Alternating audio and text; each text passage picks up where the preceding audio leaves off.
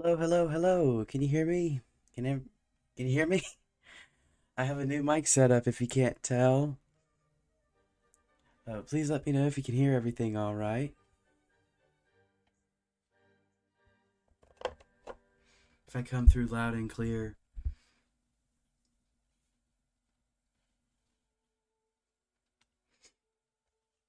Let me see. I got a new microphone yesterday, which I'm super excited about. I hope I sound much more clear. Um, because my last microphone was just my headphones. So let me know if I sound nasally here. Um, don't be afraid to say anything. Let me see if I can start up and I can start drawing. All right. Goodness. I was I forgot I was drawing centaurs this morning. I've been trying to practice with oh goodness, anatomy for things like this. I have more stuff I think. Yeah, anatomy and a snufkin. That's nice. Yeah. So let me know if you guys have any requests or anything like that. I'm still a little tired from yesterday, but I'm still excited to stream today. Get to talk about some stuff, do some fun little things. Talk about how winter started and how it's going so far for me. Um, all those little things. Let me see. Oh, I have a good thing. One of my gifts was a book. It was for my mom. I'm kind of an idiot. I'm kind of like an Yeah, I'm an idiot. So my brain is like smooth, and I'm horrible at starting conversation. And often I'll bother like my family and friends with like would you rather questions or hypothetical questions. And I got a book here called 3,000 Would You Rather Questions. I think it was like $8 or something. So I could ask a few of these to you guys if you would be willing to answer a would you rather, a classic disgusting little fella would you rather question if you so desire. Uh, it's really up to you guys down in the chat. Um, but I'll draw just for the time being, get everything started. I'll draw a Snort Maiden. How about that? Everybody likes Snort Maiden. Come on now. If you don't like Snort Maiden, you're probably, I don't know. I'm not gonna I'm not gonna peg you. I'm not gonna say you're horrible, but Snort Maiden's amazing. Okay, I like her. But yeah, for I celebrate Christmas even though I'm not inherently a Christian. My mother is, but we celebrate Christmas and we do gift exchanges and things, and I absolutely enjoy it. I think the gifts I got for my family this year were um, pretty good. They're pretty up there. My brother, he loves Godzilla, and I got him a Godzilla Monopoly thing. He loves um, games and things like that. So I got him that, and he loved it. I got my, let me see. I think I got them like pajamas and things like that. My parents, just because they don't get themselves things like that. So I thought, yeah, I'll get that. And I got a new microphone. I'm super excited about it because I won't sound too terrible, I hope. I don't know if I sound bad or not. I did a mic test earlier this morning, but um, I don't know exactly how it sounds. But I think it's all right. I think I'm sounding right, right? I think so, right? All right. This stream, I think I'm just gonna draw a bunch of nice little things because I haven't been able to draw off the past couple days and my hands are itchy. I really want to draw just because I've been at my family's house for a few days and I forgot to bring my computer, and I've been kind of having to resort to finding any paper I could find in the house to draw, and oh man, it hurts a little bit. itching feeling. You know, the need to draw, even if it's something simple like this. I don't know. That's not very good. I'll do something else. Let's see. Don't be afraid to throw in some suggestions or anything like that. This is a stream that's encouraged to have interaction and things like that. If you want to talk to me or whatever, you know, I'm. If you can't tell, I'm not very good at running a show. Just by myself. So let me see. I can draw.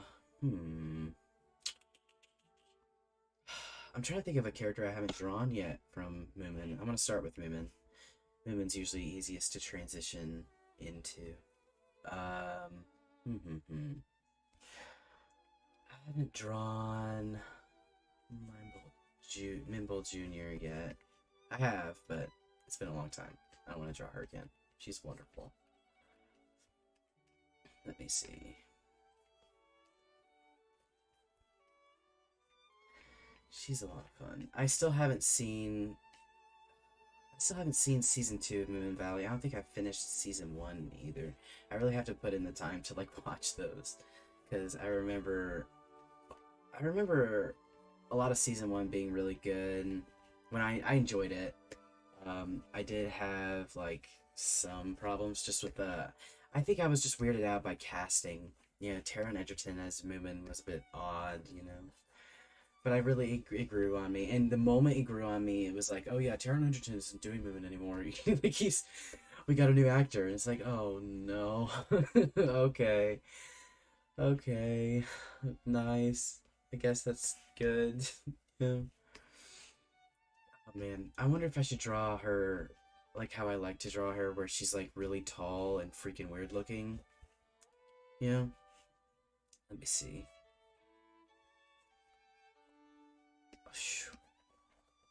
Maybe. My brain is fried. I stayed up too late. Oh man. The reason I was drawing centaurs this morning, if you just joined, I was drawing a bunch of centaurs and bodies and stuff like that. The reason I was doing that is because I watched Fantasia for the first time in like a million years. I watched like 5 Disney movies last night. It's not even funny. Like, it wasn't great. Like, I thought it'd be fun. I was with my brother and we were just watching Disney movies for like a solid 5 hours, and my parents kept checking in on us like, you alright? You gonna go to sleep? You gonna eat? What are you doing? No. We're just watching Pinocchio, Sleeping Beauty, Fantasia, Cinderella, all of those. All the good ones. Flower Crown, how about that? Yeah. So like my brain is like, oh man. I slept in this morning, which was nice, but oof, that amount of like sitting down and watching something, it's not even that it's Disney, it's just, oh, it's draining to just sit down and watch like 4 movies in a day. I don't know how movie reviewers do it, Like, I think they just really enjoy movies, so they're able to just sit down like that.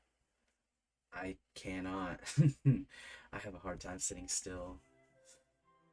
Let me see. I really want to, like, do something. Whether that be drawing or whatever, it doesn't matter to me. Let me see.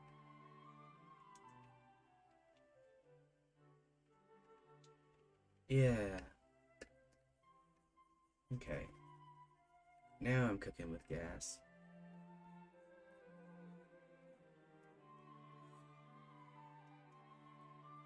I'll draw some more complex things later. I'm gonna do some raggedy stuff later, stuff like that.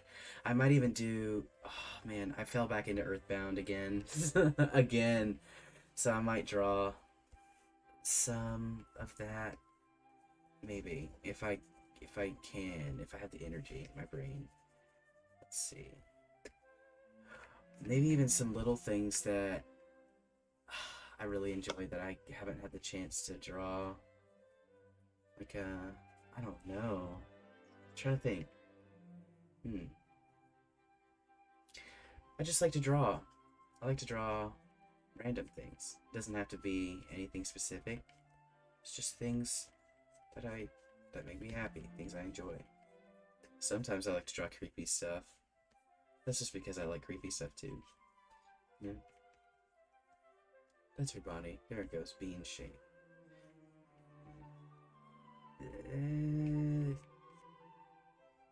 Okay. Uh, hmm. This is a nice scene. I can see it in my head. There you go.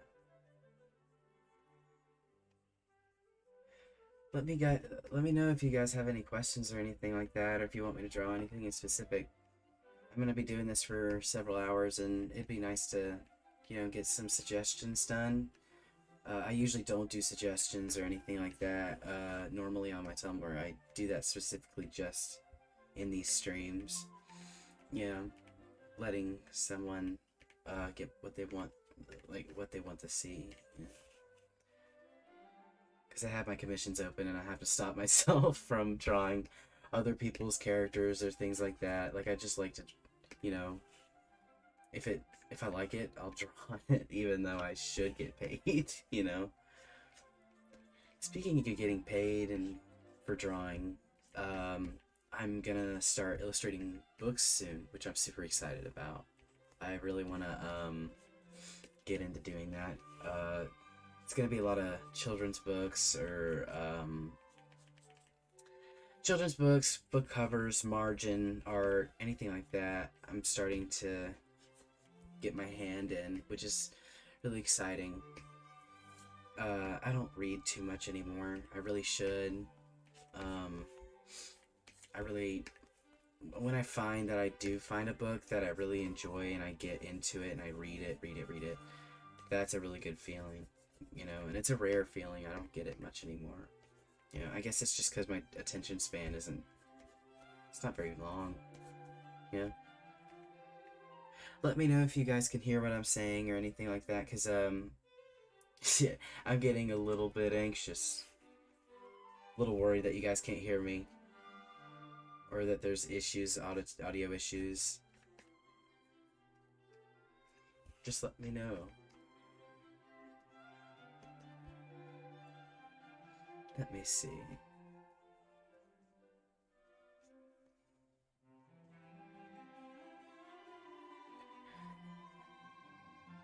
Oh, good. Thank you. Thank you for letting me know. I don't know if the people that are in here are from my Tumblr or not, because this video is public. But either way, hello. It's good to see you people. It's good to hear from you. Yeah.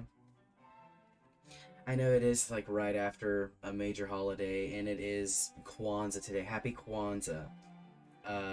So there might not be as many people. But, yeah, this can be a getaway from the holiday scene if you're stuck in someone else's house or something like that.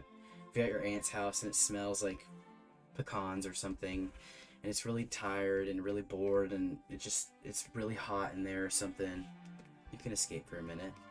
We can draw some stuff.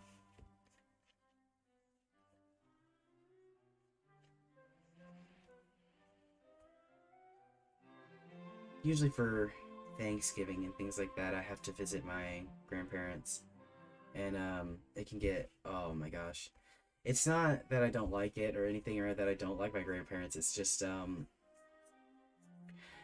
God, I don't know. I like having my freedoms, getting, I like being able to get away from that scene, and that's kind of the thing that I was happy about this year. It's that we were expected to kind of have space away from each other. As silly as that is to say, to enjoy, it's like not being close to those people. It's, I don't know, I get drained in, situations like that, physically, you know?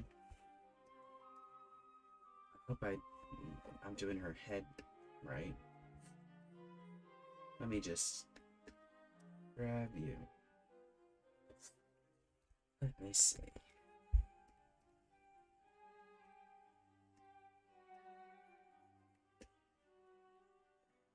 There we go. That works. That kind of reminds me of what's that movie that came out recently? Wolfwalkers. I haven't seen it yet, but goodness, I want to. It looks amazing. Just I've seen other. I saw Breadwinners. It was done by the same uh what was it? Animation studio. I don't remember the name of that studio, which is a shame because they're one of the few 2D studios kind of left, exclusively doing 2D animation. Um, it's always wonderful to see something like that. It's inspiring, because 2D animation is on the decline, It's much more expensive to do something like that than 3D, which, I mean, generally that is true, that 2D animation is more expensive.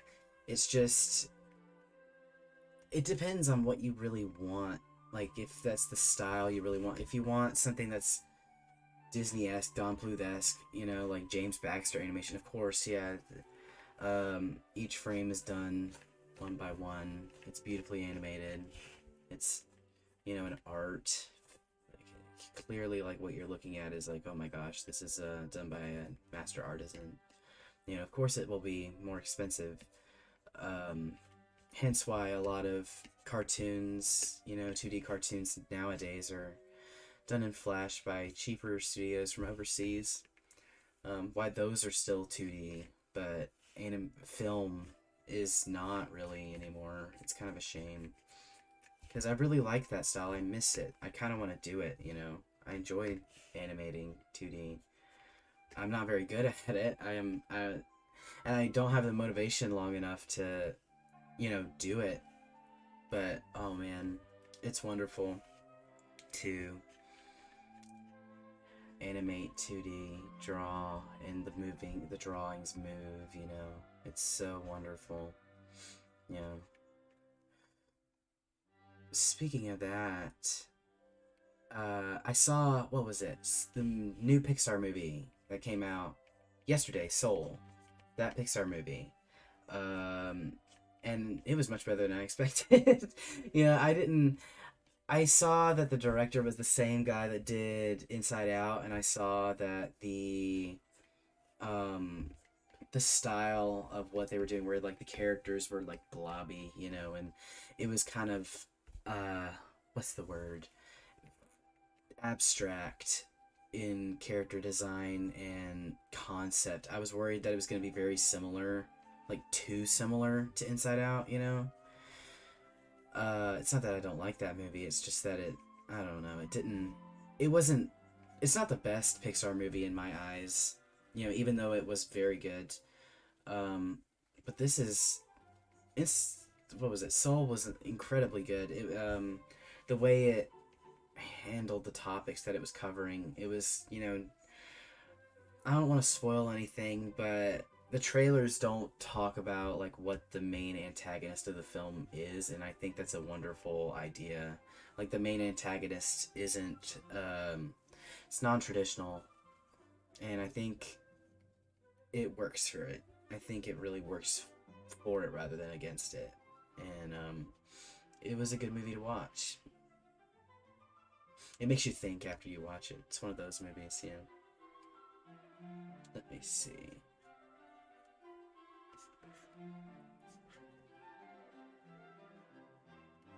There we go.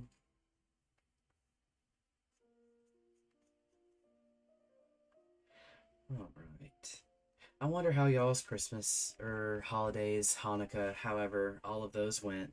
Um, Let me know what your favorite gift was that you got this year, if you got any, or if you had a good one. I've been kind of trying not to bring up those because, some people don't have a good time during the holidays, but if you did have a good time, let me know. I'd love to talk about it. Let me see. In the meantime, I can do the line art for this. I could also ask you some would you rather questions if you desire, if you really want to see that. me see. This is just kind of a chill day, relaxing time. Yeah.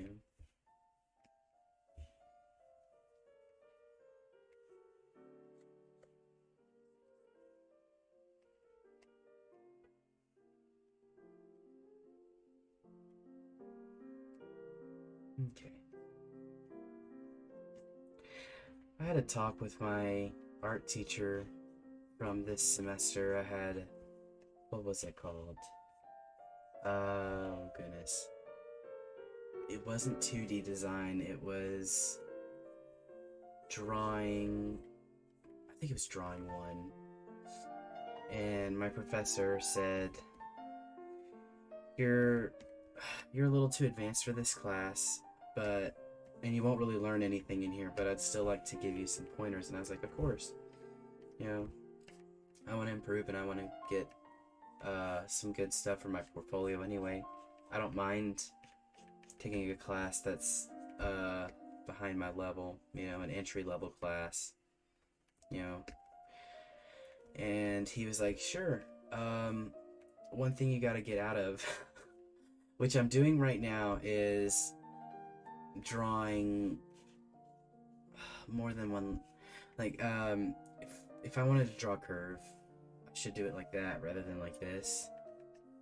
That's kind of what he was referring to. It's like you're kind of playing, like, well, at least with life drawing, it's, you shouldn't do that, you know. And I was like, oh god, it was incredibly difficult. Like, that was one thing that I really struggled with. I kind of felt like I saw myself as like my classmates who did not, like, this was not their major at all. I saw myself as on their level just because it was so difficult to do that. No one else in that class was an animation major. I think there was one person that was a lot of the people that were in there were oh goodness, interior design, and a bunch of people were just there for the art credit, you know, for maybe like their, I don't know, sports scholarship, agriculture scholarship, whatever.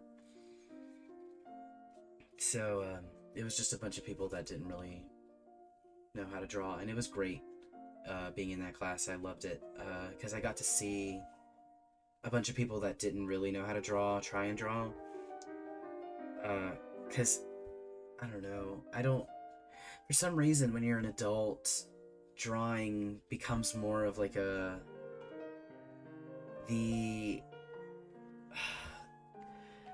the intent to draw is seen of as more of, I have to create a quality product. It's not really about the joy that you get from drawing anymore. At least when you don't find joy in drawing. You know, there are a lot of people in the world that hate drawing, you know, which I guess I can understand. Even though I love drawing and it's my favorite thing to do. You know, if I had years and years of time to myself, I would spend it drawing. You know.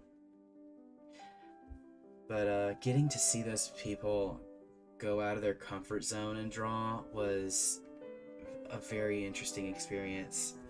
You know, a lot of them didn't, they didn't, it's not that they weren't paying attention, it's just that they made it and so much more difficult for themselves. Like, for example, if we were supposed to be drawing a vase, right? Vase like this, a pitcher, right? Not a very good one, but we're supposed to be drawing a pitcher. In my head, I break it down. It's like, this is a circle. Just make these curves, make that curve, make that curve, and you're done, right? But a lot of people would just kind of wing it. They're just, and the perspective would go wrong, you know. They would try and overcomplicate it by simplifying it, if that makes sense. I'm sure it doesn't. But it was interesting to get in the headspace of someone that hadn't been drawing for a long time. I've been drawing for a really, really long time. So I kind of forgotten like all of the earlier mistakes that you can make when you first start. And I think that was what was really interesting in to me in that class. And obviously improving my own problems. I had a lot of issues in that class. I didn't I wanted to skip steps. Since it was life drawing, what you have to do is oop, you have to really, what's the word? My brain. You really have to do things like this. If you, for example, let's say there's a book here, right? Like this is like what you see. This is like your vision, right? There's a book here, another book here, lamp, right? In order to translate that to a page, you have to make points, markings of where things are, and then use a ruler, measure those markings, maybe measure the distances from things, distance from here and here, and then you use that to fill in the negative space, or how things fill in, And I wanted to constantly skip that. I wanted to skip that and just go straight to the plotting, and my professor was like, slow down, wait, hold on, you're skipping everything. Which I didn't really realize was a step. I didn't know that was a thing. But it's still super interesting to learn how that works, life drawing. I really want to take more of it because in the animation world, life drawing is invaluable. It is incredibly important to know how to do anatomy and the like, getting all of that right, because animation, really what it is just knowing, accurately showing exactly what movement is and like how things flow, and without an understanding of basic morphology and shape, it can be really hard to correctly interpret that.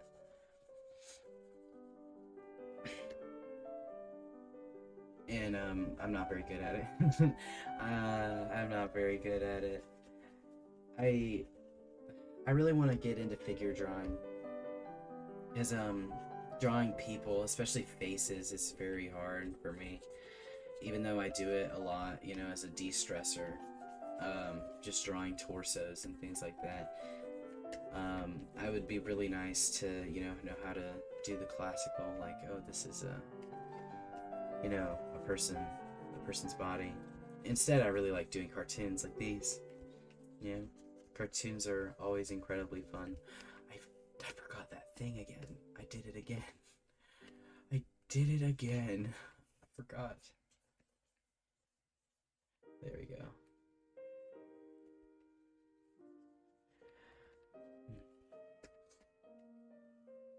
I throw around a few words, I guess.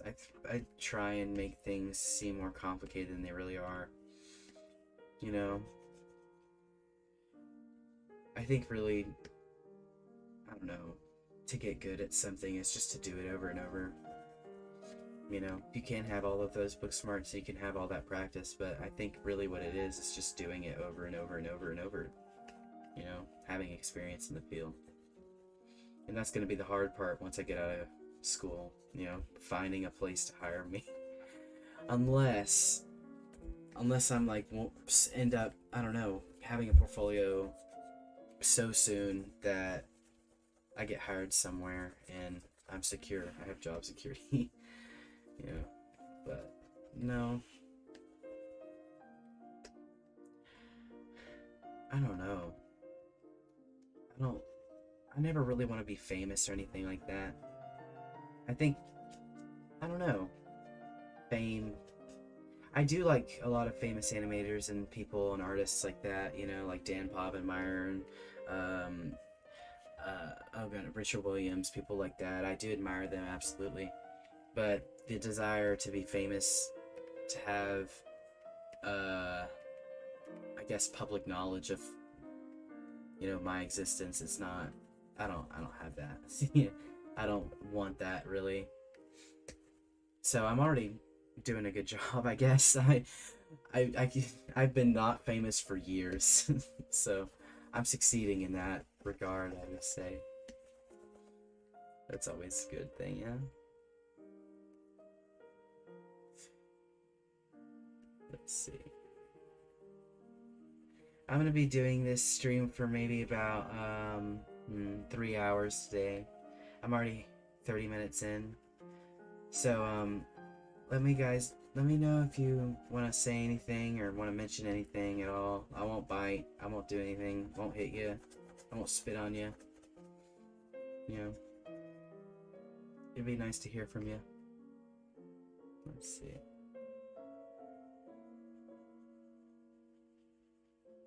This is a nice little doodle. After this, I'm gonna draw something different. Maybe, yeah, raggedy stuff. I haven't drawn raggedy stuff in a bit, and gosh, do I miss it. I love it so much. Let's see. What's wrong? Let's see. There we go.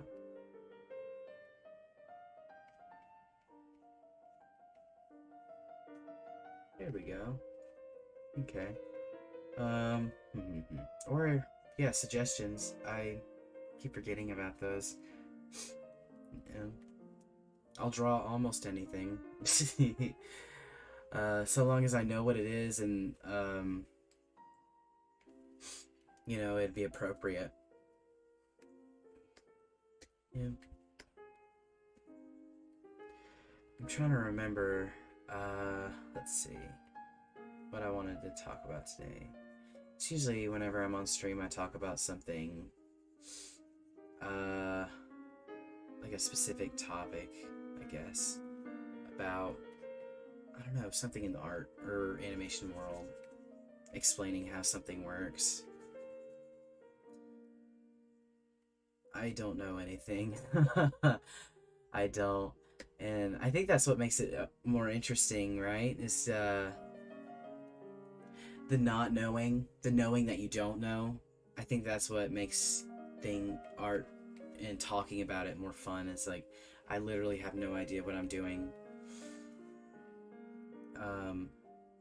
And the comfort in being able to say that is really nice, knowing that I don't have to be in limbo of like, do I know or do I not? You know? I feel like there are a lot of people that are in that headspace where they're just unsure of whether or not they have any, not right, but any, I don't know, assurance in their assertions, their beliefs on how the world works. Yeah.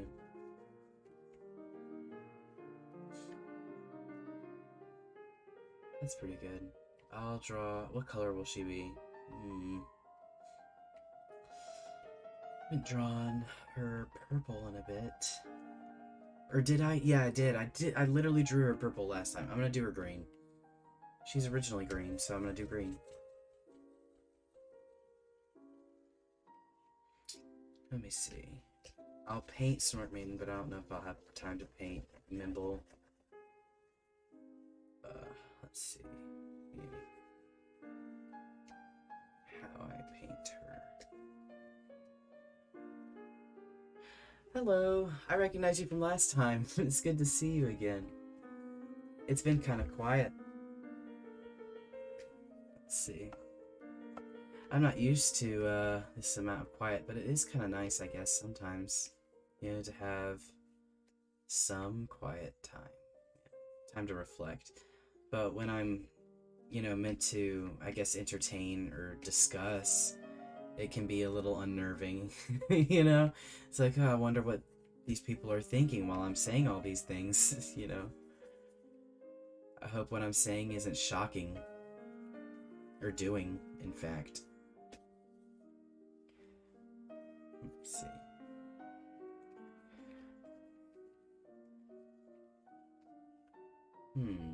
I think this is... I need to add another color in here. I think, yeah.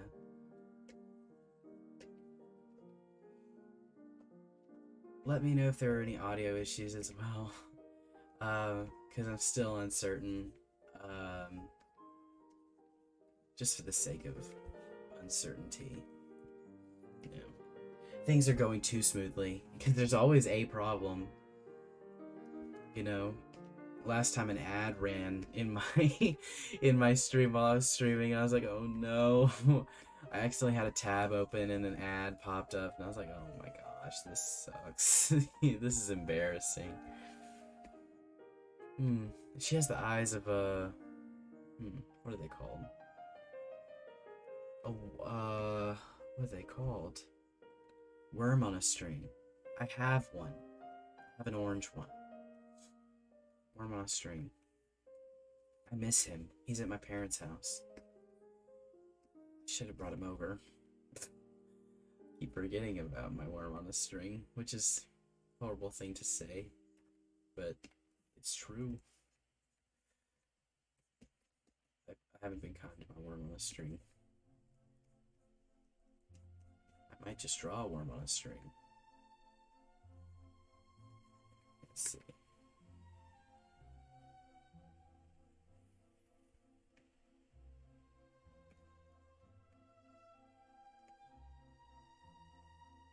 That's a good green Snork Maiden. If it looks a bit strange. Let's see. Anklet.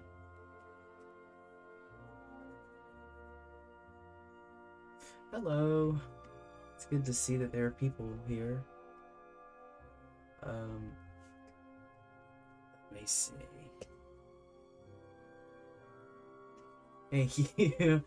I love to draw Snork Maiden. Whenever I don't know what to do, for some reason Snork Maiden's always my fallback. I guess it's just the shape and the bangs. The shape of her. She's friend-shaped. You know? You know what I'm saying? Kind of an odd thing. I don't know. Snork Maiden doesn't... If you don't know anything about Snork Maiden, you'd probably be like, oh my gosh. This character. This is probably like the most lumpy, like lovable character in the world. And then yet there are some people out there that are like, she ticks me off, you know? I'm not one of those people, thankfully. I enjoy her. Yeah, I think she's funny. I always enjoyed, the stereotype of the girl being in love with the guy, even though the guy's like, I don't know what's happening. You know? Like, oh god, what? Or vice versa, where it's a girl, like a really beautiful girl, and then there's a guy that's like, hey, and the girl's like, no. no. Like, I've been rewatching My Life as a Teenage Robot recently, and gosh, this is amazing. Like, I love this show. I love Sheldon. I love Tuck. I like all those characters, and it's been so long since I've seen them. And oh gosh, just any kind of like one-sided romance is hilarious to me. I've also been rewatching what's it, Puka, and like that's hilarious. I don't know. I laughed out loud a couple times while watching it. So I think that's a success. This is pretty good. Yeah, I like this. Alright. I'll do a suggestion or anything else. I can show you guys what I was drawing earlier today. Centaurs, bodies, I don't know what this is, composition practice. Let's see. I'll do, let's see. I'm gonna go back to my, I'm gonna fall back on Raggedy Ann. I'll see what happens. Man,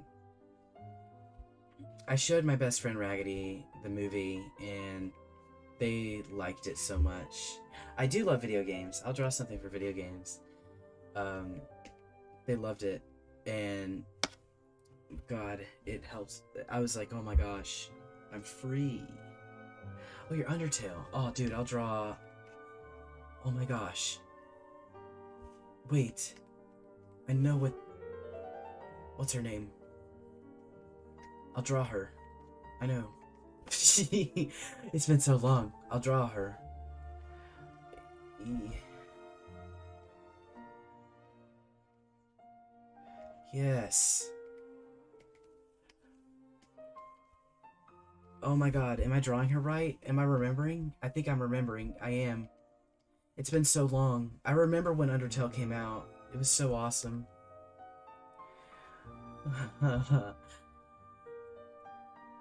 I uh yes, here we go. I'm here we go. I haven't drawn Toriel in like I don't know. It has to be like when did Undertale come out? This is a serious question. This is a very let me hold on a second.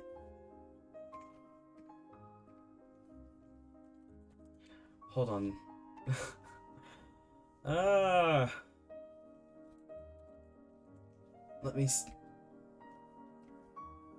oh my gosh. My uh this stinks. Uh, when did it come out? I think 2014. Was it 2014? It probably was.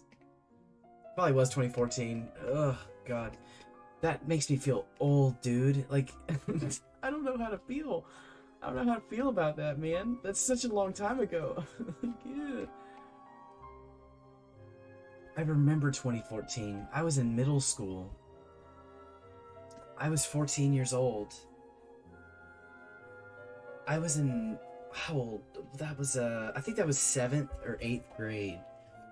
And I remember really liking it and one of my friends was huge into it and we would get on what was it? It wasn't Discord. We didn't even use Discord at the time. I think we just called each other on the phone and we would play together separately on our computers. Like we couldn't obviously there's no multiplayer, but we would oh man, we would just play together. Like, and he would be like, "Dude, do the suicide run." You know, and I'd be like, "No, I'm not doing that." Or not that wasn't like what. That's not what it was called. It was what's that? Genocide run. That's what it was. It's like I'm not doing that. I don't want to do that. Even if I can, you know, just delete the game and reinstall it, and it be literally like nothing happened. I can't. Like my brain, it won't. It's okay for joining in late. It's okay. Come on in whenever, man. I'm gonna be here for 3 hours. I'm stuck on Asgore. Oh god. I think for Asgore, isn't there? You can't buy anything that late in the game, can you? There's no spider nearby, is there? I'm doing her from memory. This looks wrong and right. I love her though. She's Moomin shaped, but oh my god. How could I be so blind? She's she's just Moomin Mama in disguise. This is oh god, yeah, Metaton is horrible and can you not backtrack after like before? Yeah, you can. Yeah, you can. Like when he asks you if you're ready, you can always just say no and he'll be like, "Okay, come back later." And you can just get more food if I remember. Yeah, it's really hard to get Temi armor though because it takes ages, you know, to save up all the money. I don't know if there's like a way to expedite that though. Let me see. Is this? Sorry, I'm on horse bone structure still.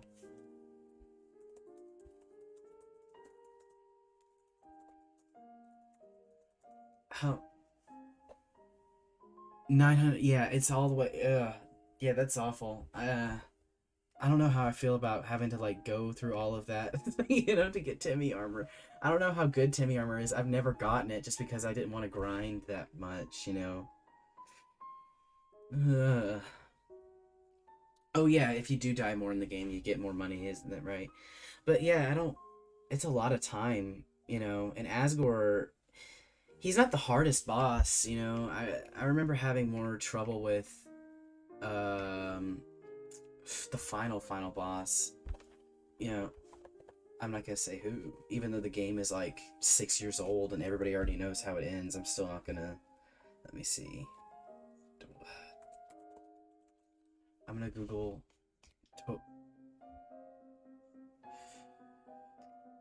Okay, that's her sprite. That's what it looks like.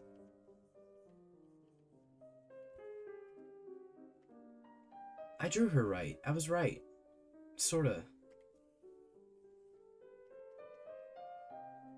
I like this. I like this drawing.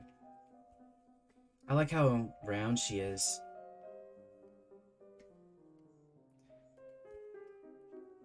I don't even think she has a tail in the game, does she?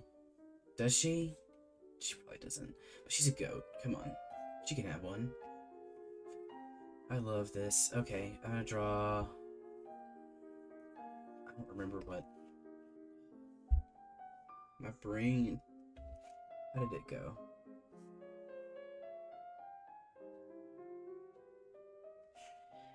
Is the chat not showing up right in the thing? It's not. Ugh. Man. Let me see.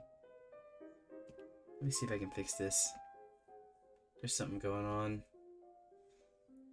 There's a gator in the bayou. Let me see. No one ever says that. I don't even know why I said gator in the bayou. Like, that's not a saying, but... Let me see. Edit you.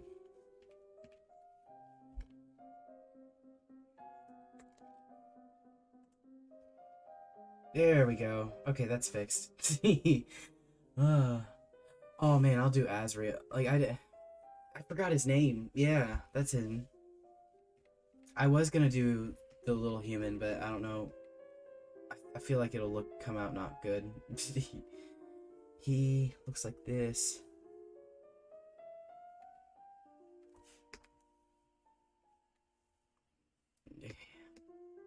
It's been so long. I can't believe I'm doing Undertale fan art. It's been years.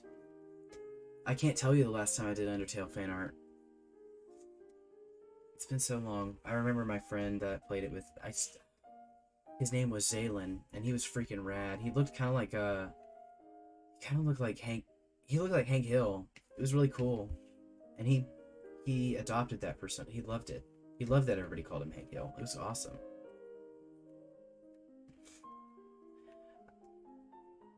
Yeah, that's you.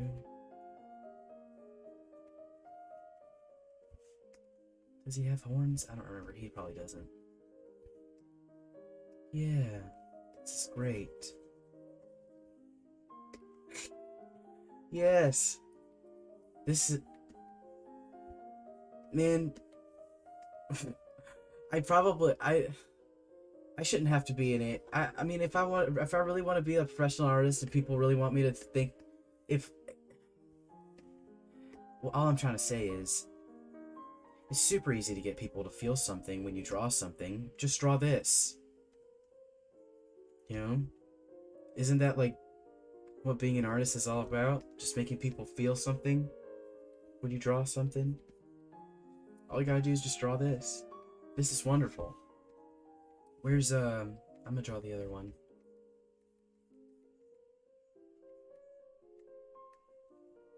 The dad. He has a beard, doesn't he? Yeah, like a lion's mane.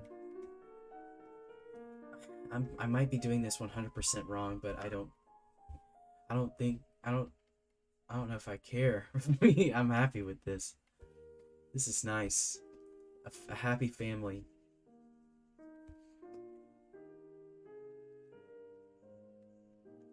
Yeah.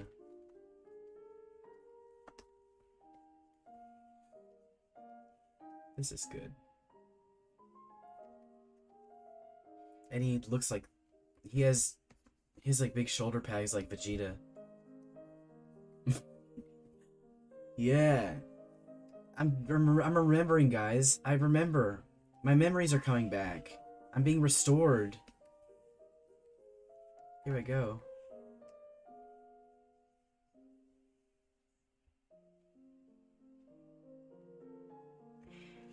Yes. He's too tall for the... Let me fix canvas size. You need to be 20. Here we go. Eesh.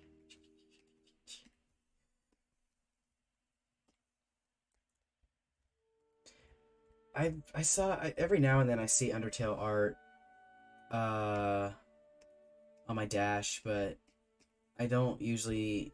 It's just been so long, and I don't remember a freaking thing about it that it's like, well, I don't. I don't really feel like reblogging it or anything. I still like some of it, just because it's like, oh, that's really nice.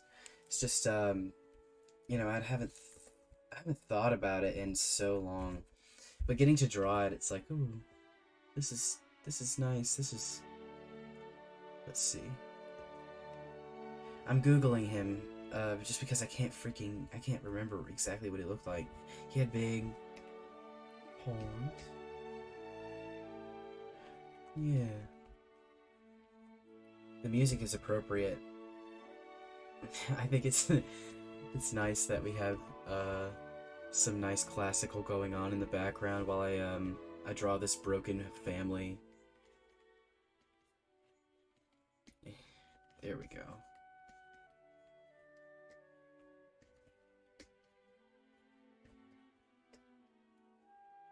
Yeah, this is nice. And he has the same emblem on him.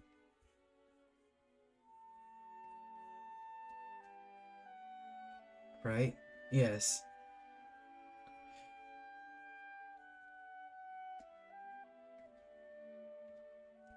This is great. I like this. Yeah. This is what happiness looks like. This is all I need in the holidays. This is all I need to do to get through. Do I have a favorite character? Oh my gosh. Oh my. Oh no. I really liked the ghost one. The one that looked like. Uh. He had a. He was sad all the time, and he listened to pop punk, and he would just like lay on the floor. Yeah. I really like Papyrus as well. Let me see if I can doodle him really quick, because he's like Skeletor, right? That's like his thing. He's evil, but in a wholesome way.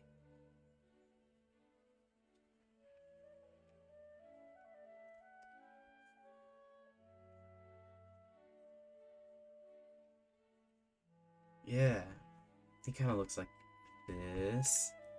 He had basketballs on his shoulders. No, he just had regular shoulder pads, and then, like, when he was on a date, he put basketballs on his shoulders. That's what it was. And he had the Starman armor with the thingy here.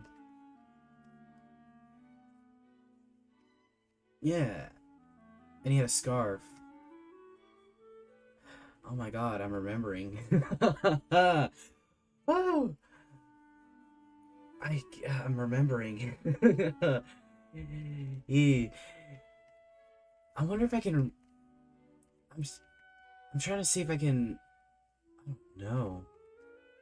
I don't know if I can remember any like small. I remember the snail race.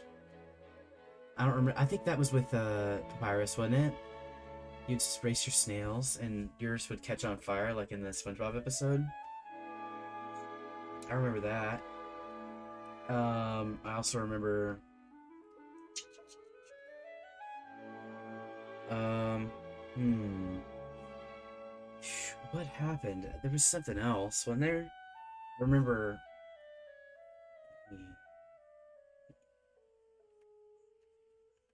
I remember.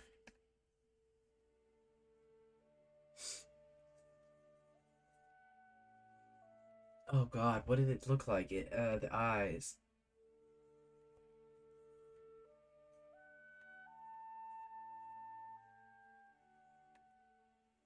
Yeah, that's you. I remember that freaking thing coming out of the water and scaring the crap out of me. It worried me. it messed me up. It's like, hello, my name is, Onion Chan or something. It's like, oh, I don't know. I don't know about that. Uh, Let me see. Let me think if I'll draw other video game stuff. I remember Undertale was inspired heavily by Earthbound, and I said earlier today that I was gonna draw Earthbound, so I'll draw Earthbound. Um, Let me see if I can remember a scene specifically, because it's very similar in tone. Like weird crap would happen. I remember investing investing in Apple Kid's invention of the pencil eraser. It just give you, I don't even know what it looks like. I'm gonna try and envision it.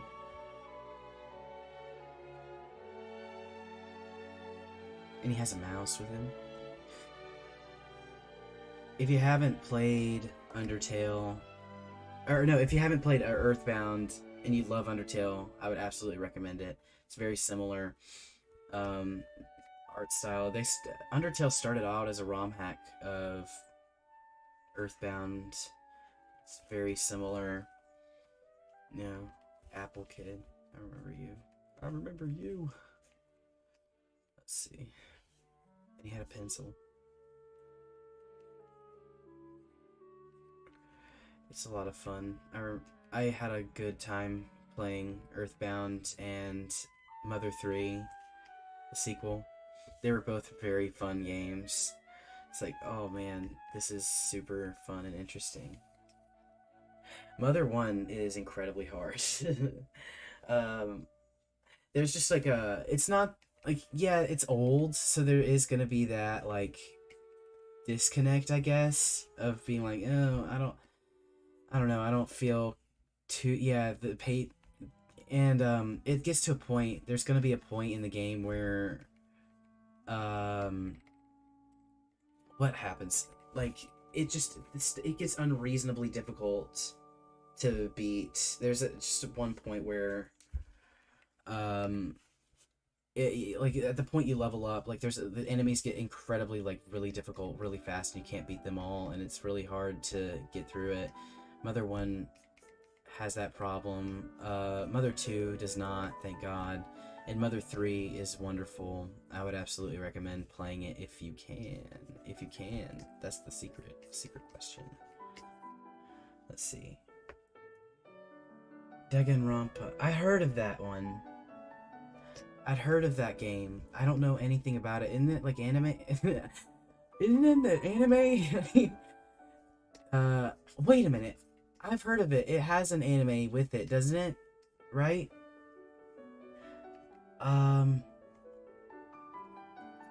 Yeah.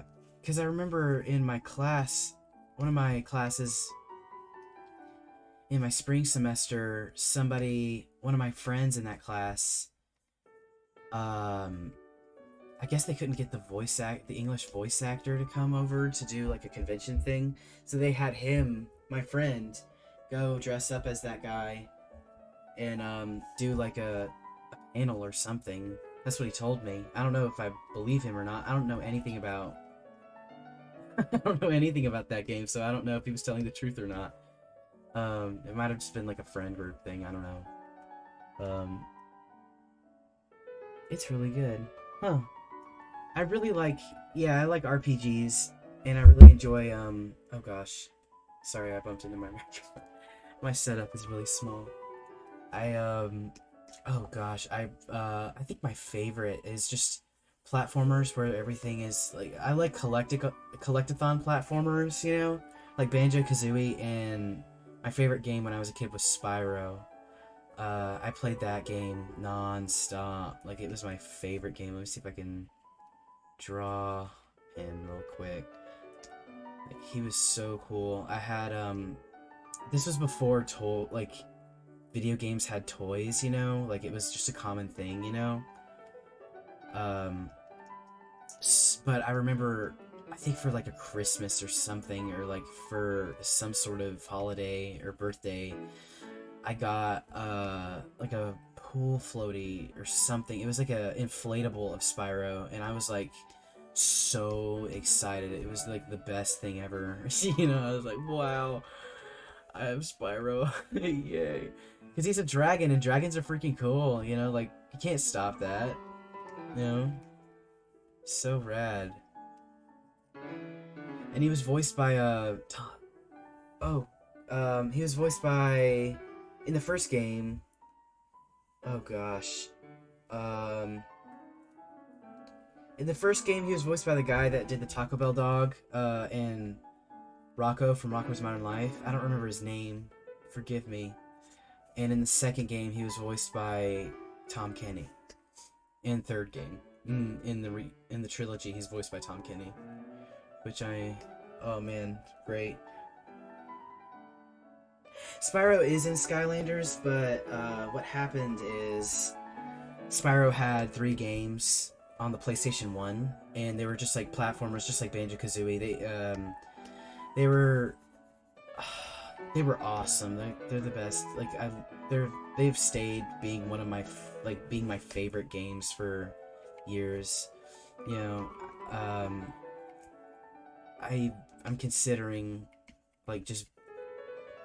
I'm considering buying it on PC, even though I know my PC can't run it, just so I can have it on the go, because I don't have my Switch anymore.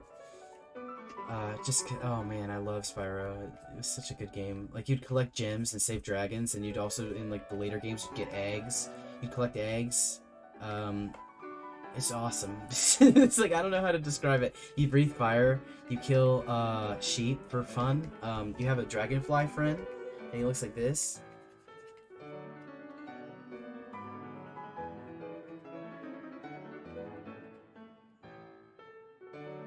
Yeah. That's freaking rad. It was awesome. Skylanders, not great, but Spyro is great. The Reignited trilogy is wonderful, and it's very similar to the original games. So I'd pick it up if you had money to do that. Huge quest. I had a huge obsession with Skylanders. Oh man, my brother had a huge obsession with Skylanders. It was... shoot. It was hard because, dude, I remember all of the gifts that he would get for anything would be Skylanders, like figurines, and it would be, oh man, incredibly annoying to we share a birthday, so like all of his gifts would be the exact same thing, and mine would be like, I would get a lot of like spillover. I would get a lot of his gifts, you know, just because my parents wanted to, I mean, they were cheap, I guess, and they were easy pickings, I guess, for me to just get some of them, because they, I don't know, sharing a birthday, not always fun. I mean, at least when you're younger, it's not, but now I'm like, I don't care. I think it's fun to, you know, have time to spend with my brother. I love my brother. He's great. He's hilarious. Man. Spyro. It's basically just Sonic but dragon and purple. I had a huge phase when I was a kid of Sonic. Like, Sonic was my favorite thing for like 5 years. Not proud to say that. But, yeah, it was a big part of my life when I was a kid. It's as silly as that is to say. The reason I draw now is because I drew a lot of Sonic when I was a kid. I don't remember anything about how to draw Sonic, though. I do know how to draw Tails still, though. He was my favorite when I was a kid. Let's see.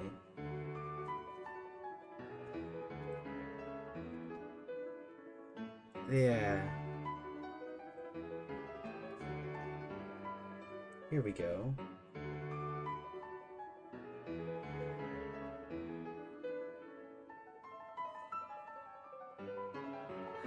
I read the comics when I was growing up. I remember the Archie comics. I had a bunch of those. I think I might still have some. I had Oh man, I had like action figures. Like it was a huge deal. You know, it's crazy, kind of like for me as like a case study as someone that has ADHD and has had many hyperfixations. Sonic is probably the most I don't know, expected one, if that makes sense, for someone that was my age. Like I was 8 years old when I discovered it, and it was like my favorite thing, right? That was completely understandable because, you know, an 8-year-old would love something like that. But like now as an adult, like my hyperfixations are freaking weird. Like rag like Raggedy Ann and Andy, like what does that mean? Where does it come from? Like in in my brain, like what does it mean? What does it mean to latch on to like I didn't even I had a Raggedy Ann when I was a kid, but it was not my favorite toy. Like why latch on to something like that, you know? But Sonic, very different from that. Let's see. I think a lot of people are that way though. Like I have a bunch of friends that have similar, you know, like hyperfixation sort of situations. One of my friends loves she's let me see. One of my friends is they love what was it? What is they called? Those lol dolls. Those like mystery box things. Like that's their favorite thing, you know, and it's absolutely out of their age range. They're like 24, but that's like their favorite thing, which is I don't care. I think it's cool. You know. Let's see. We got a good selection of video game stuff going on here. Let me see. I remember one of my other favorite video games when I was a kid. Let me see if I remember it. It was I have like a good view. I remember I really liked Tomb Raider. Let me see if I can remember exactly what she looked like to me. She was just like you can't see her like she, I remember just like thinking like, whoa, I want to be like Lara Croft one day when I grow up, you know. And like meanwhile you look back on it and she looks like this, you know. And it's like, oh whoa, there was a lot. She kind of looked like she was in like Final Fantasy VII, you know, or something like that.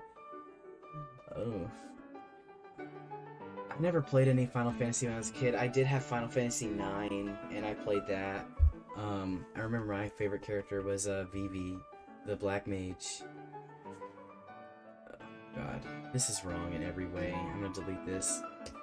It looks like a really bad Picasso impression. Oh my god, I got a great idea. I'm not gonna say it though. I'll forget though. I'll write it down. Okay, what do I do? What am I doing? I'll do... I keep staring away.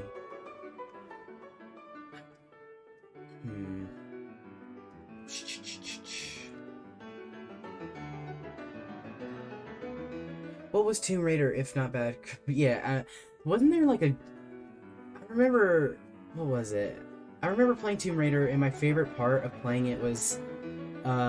she had like that jungle gym room in her room, where you could just like swing around on ropes like a monkey for whatever reason, and your butler was like wandering the halls with like a tray, and I remember you could like beat him up if you really wanted to, and I remember like being like 5 years old and like I just loved punching that old man. It was really, for some reason it wasn't concerning to my dad. I don't know why. He loved to like put me in front of a video game and like see what I would do. I don't remember it, but my parents do. My mom, she told me that she went away on a trip, and my dad, right after I was born, he had an Xbox that he got it from a client that couldn't pay him. My dad was a an AC contractor, so he repaired air conditioners. And a client couldn't afford to pay him, I guess, and he was like, "Hey, do you just want this Xbox? And it comes with like a bunch of games and stuff like that." And my dad was like, "Oh, cool, I'll take that." And then he just got addicted to Halo for like a good year or two.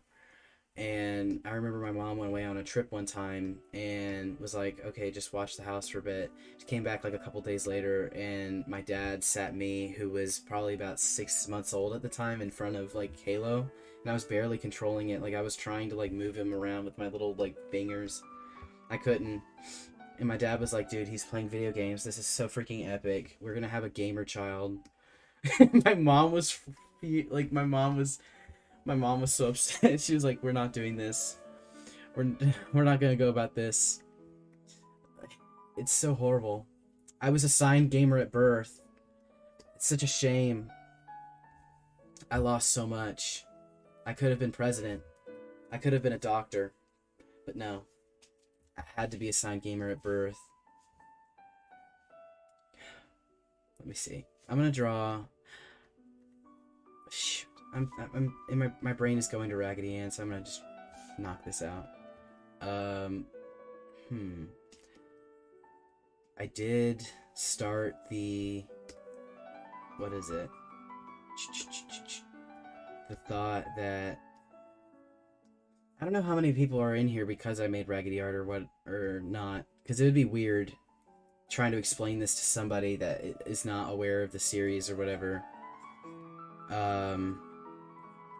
But this is awful. I can't do this. I'm just gonna... My brain. My brain's turning off. My brain. Let me see. I did start that... What's it called? When you... A headcanon.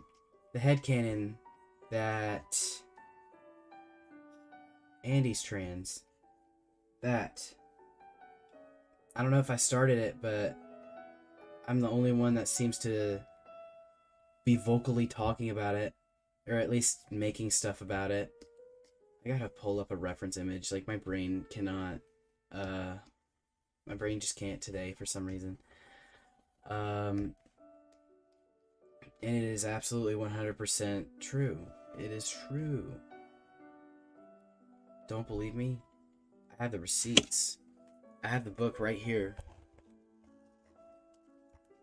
I have the book right here. Where is this? There's a letter. It was addressed to... It was addressed to the writer of the book, Johnny Gruel. And, the letter was from his mother, who had the original Raggedy Ann doll, and it says in here that, let's see, when I saw your Raggedy, let me see, is this the right one? Oh, this was written, this is written from someone else. This was, his mother's friend. When I saw your Raggedy Ann books and dolls in the store near here, I went and bought one of each, and I read your instruction to Raggedy Ann, and I went up to an old trunk in my own attic and brought down the doll I am sending with you in this letter. This doll belonged to my mother, and she played with it when she was a little girl. She treasured it highly. The fun that we two had together, I cannot begin to tell you. Let's see. Is this the right one? This is the right letter? Basically, in the letter, it says, this is the original Raggedy Andy that went with Raggedy Ann. There was, like, they came in a pair, and, Raggedy Andy was originally a girl and a boy doll, sorta, like, depending on the day, I guess. Like, they were just like, you know what, it's gonna be Raggedy Ann's sister today, Raggedy Ann's brother today, you know? So there is receipts, there is existence of this being true. This is true. This is true fact. I think the problem that I'm having is that the pen size is too large. So this is a... Yeah, that was a real freaking thing that happened. There's a or at least... gender neutral. I don't know. Any of those. Any. I mean, for God's sake, he sang a song called No Girl's Toy. He has to be at least be gay.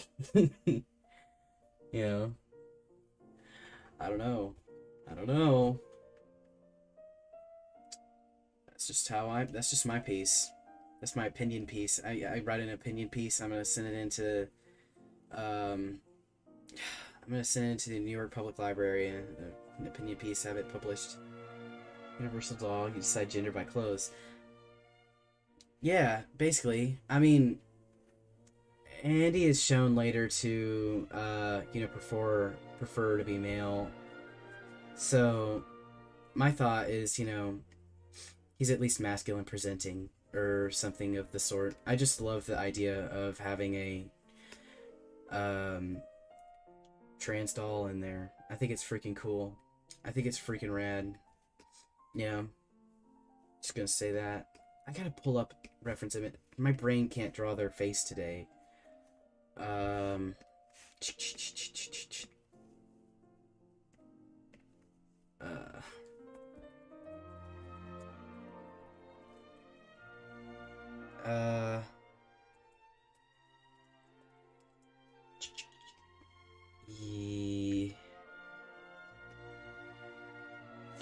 This'll work.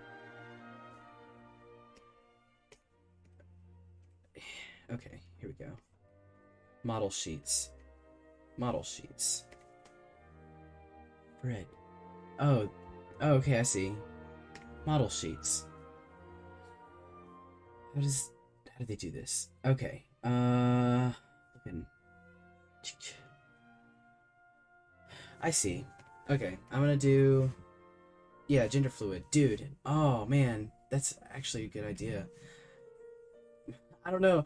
My brain is all over the place. Let me see if I can, wait a minute. What's the gender fluid flag look like, dude? This is gonna be a pickle.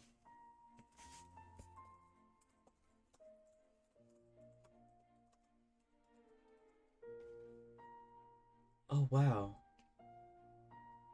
It's that one. I know that one. That's a pretty one. Are there any, like, symbols in this? Like, is there, like, maybe a flower or something like that to do with this?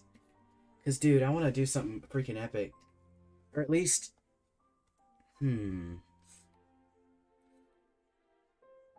This is interesting. Okay. I'm gonna figure something out.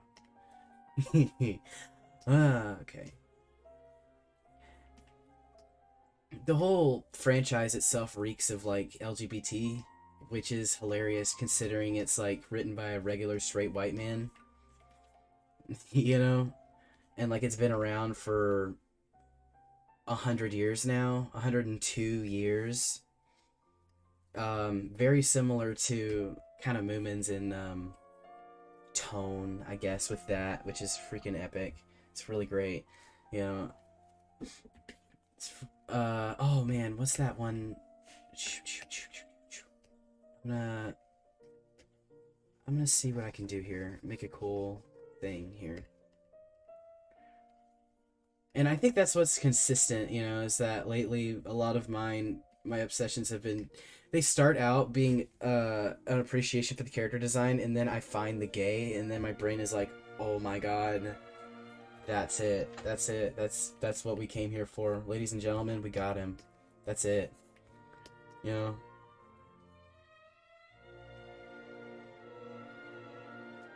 Alright. Man.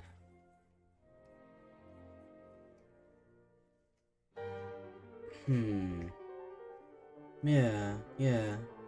This is done by Fred. Oh, who's Fred? This isn't someone specific. I could tell. They might have animated some of No Girl's Toy, if I remember correctly. Even though who really did it was Richard. I'm an idiot. Isn't Fred short for Richard, or am I? Richard Williams wasn't called Fred, was he? If he was, then I'm gonna feel really stupid and be like, oh, of course it's Richard Williams. Because it looks like Richard Williams. Looks like Richard Williams drew those. He did No Girl's Toy. He animated it, which I'm super happy for. I'm happy that it exists. I'm happy that I live in a world where No Girl's Toy exists. Fred Roberts. Is that him? I need to look up the... Who did... Um... Um...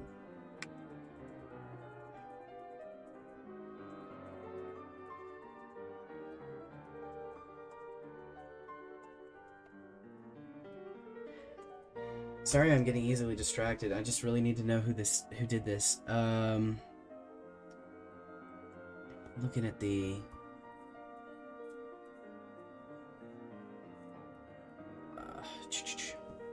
Hal Ambro. I know a lot of these guys. Who's... Fred Helmick. Fred Helmick. What else did he do? I don't recognize that name. I'm sure he did a lot. Because a lot of these people did freaking crazy stuff. He, let's see. What's your IMDb? He worked on Robin Hood and Jungle Book. Okay, and Aristocats. Alright. I see. Yeah, he's a Disney guy. It figures. A lot of those people were Disney people. It's a shame I didn't know that guy's name. A lot of the people that are on there, like, who else? It's George Bakes, Art Babbitt, John Bruno, Hal Ambro, Tisa David. They're all, like, big in Disney stuff, you know? So all of their names are very recognizable.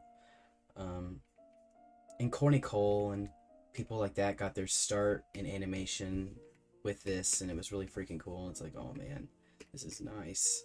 Look at this. Grim Natwick. I always remember Grim Natwick because there are people in here that are gamers. We just talked about that. If you remember Cuphead, if anybody in here has played Cuphead, Grim Matchstick, the what is his name? He was the dragon boss. He was named after Grim Natwick, the animator, which is really interesting, really cool. Very cool, guys. It's super cool that you guys you made this guy after an animator. I mean, the whole project was animation heavy, animation based. Cuphead was, so I'm not surprised that they would, of course, throw in influence of that. Let's see. To draw a flag that's kind of dangling like this. I'll do a couple variations. How about that? One. Yeah. Let's see. I saw something recently with the person that made the trans flag. Oh gosh, I don't remember their name, but I did see like a little documentary, like a few clips of it. And what they did to, you know, just like raise awareness of the flag that they made. And that's so cool, man. I think it'd be really nice to, you know, make a flag for a community or whatever, and then just have it become like the symbol for the community. Like, that's such a cool idea, you know. I saw someone that made a new gay flag, because they said that they didn't like the new one where it just tacked on like the brown and the black on top. Instead what they did was it was, let me see if I can illustrate it. It was the red, orange, yellow, green, blue, you know, like this. And then each one, in between each color, it had a different skin tone. So it was like lining it, right? So that way it was all people of all different skin colors and stuff like that in between. So it wasn't just black and brown.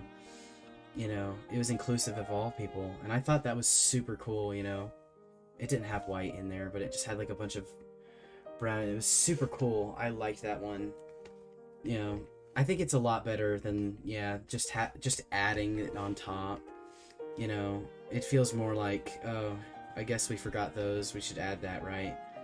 But I think the other one that that person made, way more inclusive. You know, so much more cool, and it looks better. You know, it looks like it belongs. You know, like it's not just an addition. It's, you know, in there. It's already in there. Yeah. But then again, I'm not a person of color, so I wouldn't be able to, you know, have any uh bearing on that decision. But I do know that that flag was made by a person of color, and I think that's really cool. Yeah.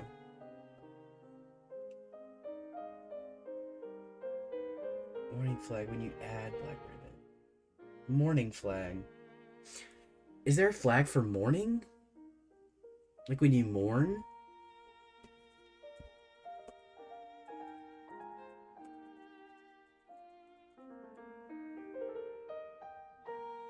Like when, you know, when like a flag is at half mast and it's mourning? Like, wait a minute. Oh, is it that a black mourning ribbon? What is that? I've never heard of that. When a country's in mourning? Really? I'd never heard of that. I'd always, whenever I know that a, like somebody or a country or whatever is in mourning, usually the flag is always at half mast where I am. You know, that's usually how we do things. You know, but it's super cool that they add like a little black stripe. I think that's interesting. I guess a lot of places just don't have that little stripe to it. I'm in America. I'm an American, so I don't know. But they did show like a little American flag doing that, so maybe there's some places that do that. Just not where I am, I guess. I guess it just depends on the place. There's something's wrong with this. I'll figure it out.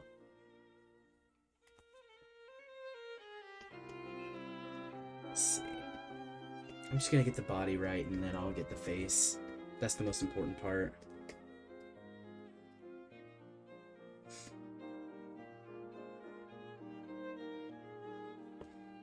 Is it okay if I like an image? Yeah. I like an image. Can you like images on these? Yeah.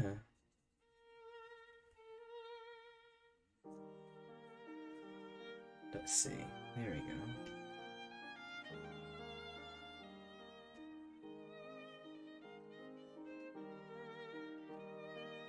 Link an image. Sure, go ahead. I didn't understand what you said by I was like, wait a minute, I don't think you can do that on stream, but yeah, go ahead. If you really want to. Just don't, you know, don't give my computer cooties or something. Let's see. There we go.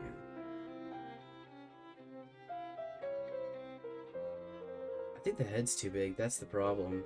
I'll figure it out. Just work on the body, work on the body.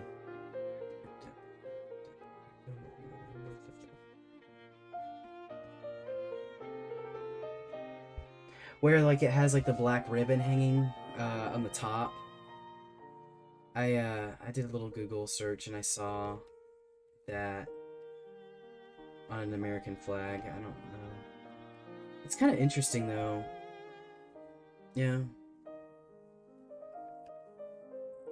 It's kind of cool that we still use flags for things. Flags are just fun, you know, designing a flag or flying one, you know, whether or not it's for something really important or not, you know, it's just fun to have something like that, you know, to design it.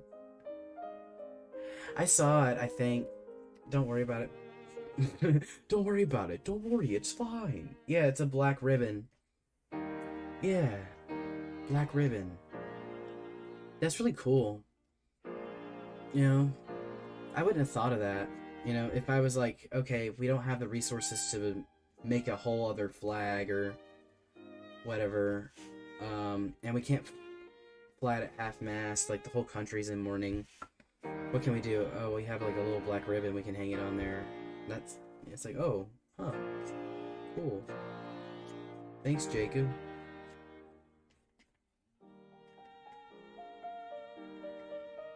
There we go.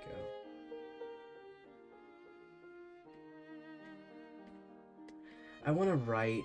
I'm horrible at writing, but I do want to, like, not writing, but I am horrible at writing, but I do want to, like, maybe try and talk about my head canons for this, because this is occupying my brain. You know, like, oh man, this is so great. I love this. Yeah. There we go. Yeah, I feel like, yeah, we shouldn't uh you know, make the um existence of people of color in the LGBT community seen as like a thing to be mournful of. I like the gradient way better.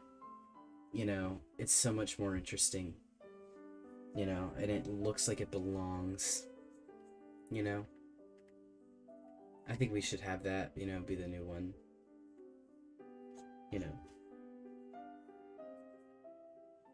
But then again, it did take long enough to, you know, add the brown and the black to the flag. I don't know how long it would take to add all those other colors to it. You know, to completely change the design once it had already been changed.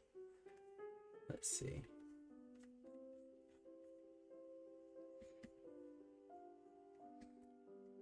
Hmm.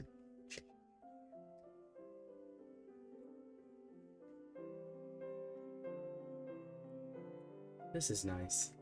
There you go.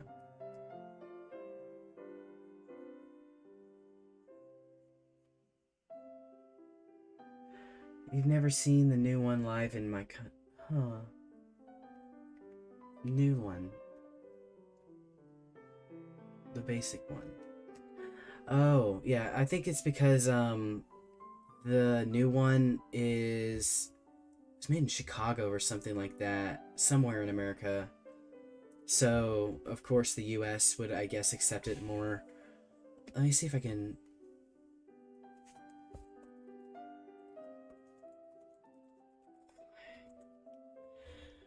Uh. Yeah, this started around maybe a few years ago. They added. Oh, let's see. And we also have. Oh, this is a new one. This is. Oh, this is the one in the Maine, Boston. It has the transgender flag on it as well in the corner. That's a good one. This one. That's nice. I like that one. It's better than the other one, but I still feel like it would be better with like the stripes in between and then that on the inside. That'd be cool. Yeah. So I think, yeah, the reason for that is just because it's a I think that new flag was made after oh gosh, wasn't it made after like a tragedy or something? I'm not gonna talk about it, obviously, just because I don't want to bum people out. But I think it was made after something like a big event in America, and that's why it's all over the place here, you know, and not really in any other country. But it would be cool if people started using it, you know, because it's just started out as individuals using that flag, and then bigger places were like, oh, ooh, mine. I'm gonna use that. You know? I think that's how it is with any kind of flag, right? You know? It starts off as word of mouth, individuals start using it, and then bigger companies are like, ooh, we want to be hip with the kids. Look at that. We're gonna do that. Let me see if I can get his face right.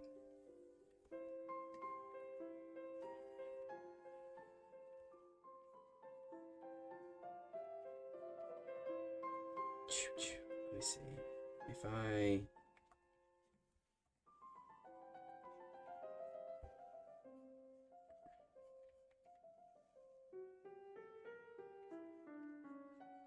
No. No.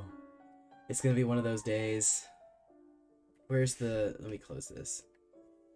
Let me close... How do they do this in here? Those are all angry expressions. He has eyebrows in these. His head is longer. I think that's... Eesh.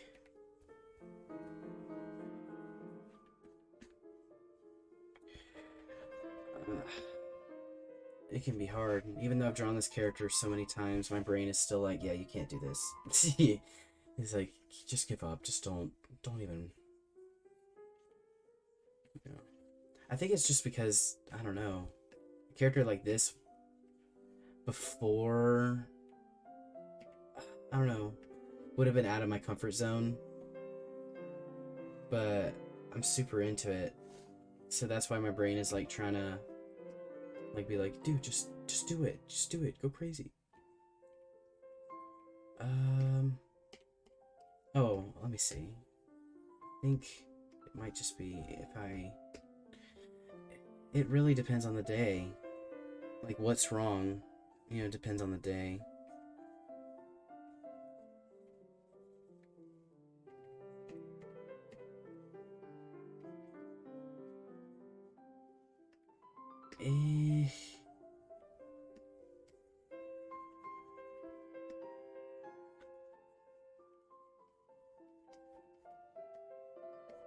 Yeah, that's okay. That's alright.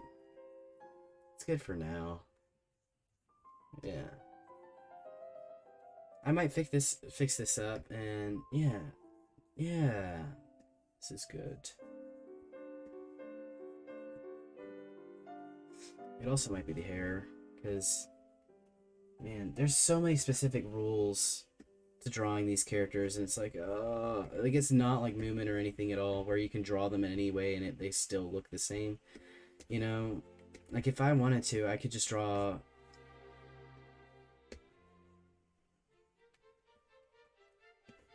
And that is universally recognized as a Moomin. Like, you could probably show that to someone and be like, hey, what does this look like? And they'll be like, oh, maybe a Moomin? Yeah, that's a Moomin. But if you try, like, there's too many details in these characters for them to, like, work like that. So it's, like, a bit of culture shock, you know, with trying to get these characters to look right. It's like, ugh, this is uncomfortable. Oh, man, I just remembered something I forgot to tell you guys. Yesterday, one of my gifts for making it all the way to through another year of life, making it all the way through another school year, holidays, I got a sewing machine.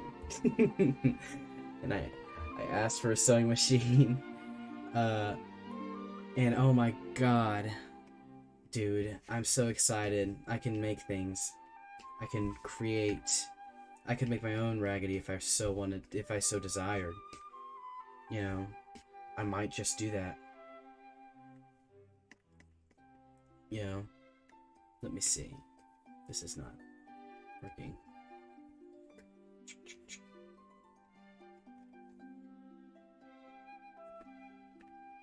What do you... A lot of drawing comes from just looking looking at stuff. Like what I'm doing is just looking at this. And these look right to me. Let me see. What's wrong with this? These are all for No Girl's Toy. I think what happened was yeah, let me see. Fred Roberts animated this, and then Richard Williams animated over it because it was animated before, but he just wanted to animate it again. So this is what this is, and I'm just having to look at this and be like, oh my god, what's wrong with this? The eyes are too close together. Now they're too far apart. If I do this... And he's very specific.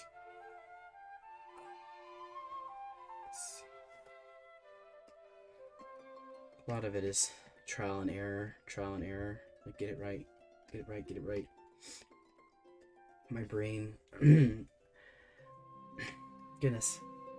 Let's see. Might also just be...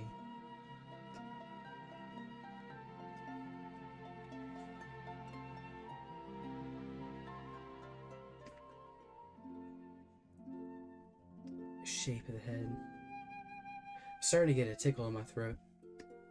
I apologize if I have to cough at some point.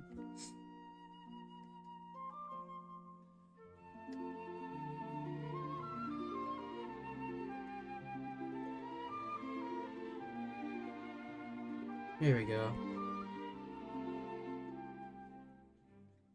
The under eyelashes. It's the under eyelashes for me. There we go. That's better. This is better. Yeah. Yeah. That looks right. I just need to make the pants a bit baggier. But other than that, I think I did the face fine.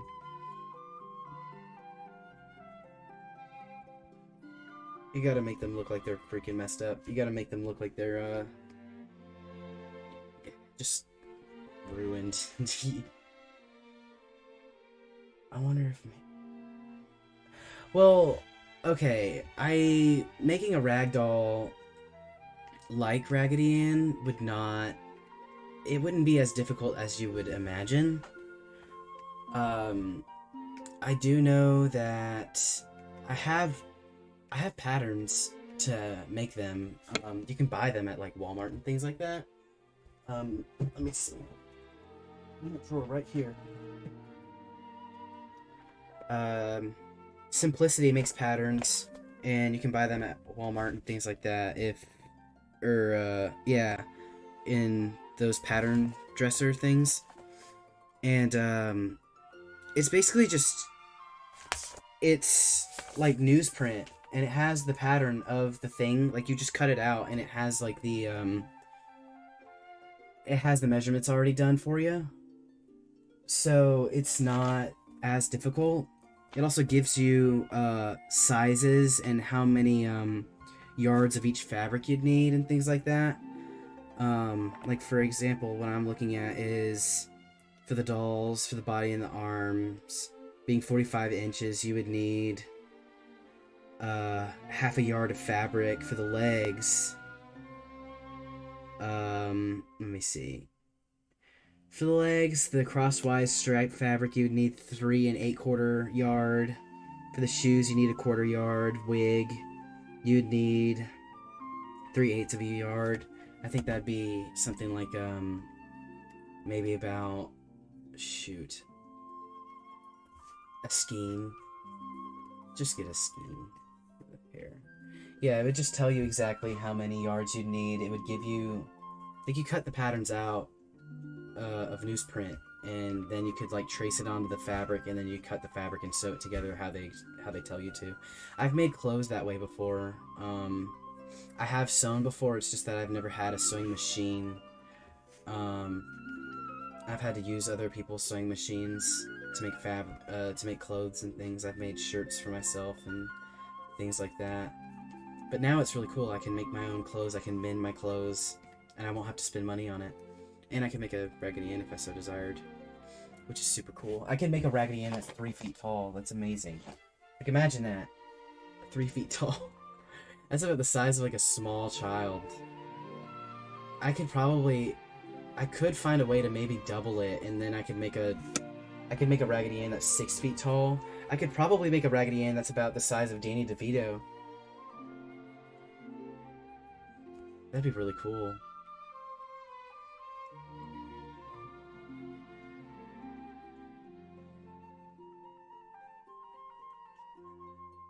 Imagine that. A Raggedy Ann the size of Danny DeVito. Or... a ragdoll that is Danny DeVito. And it's the size of Danny DeVito. That'd be great. Hmm.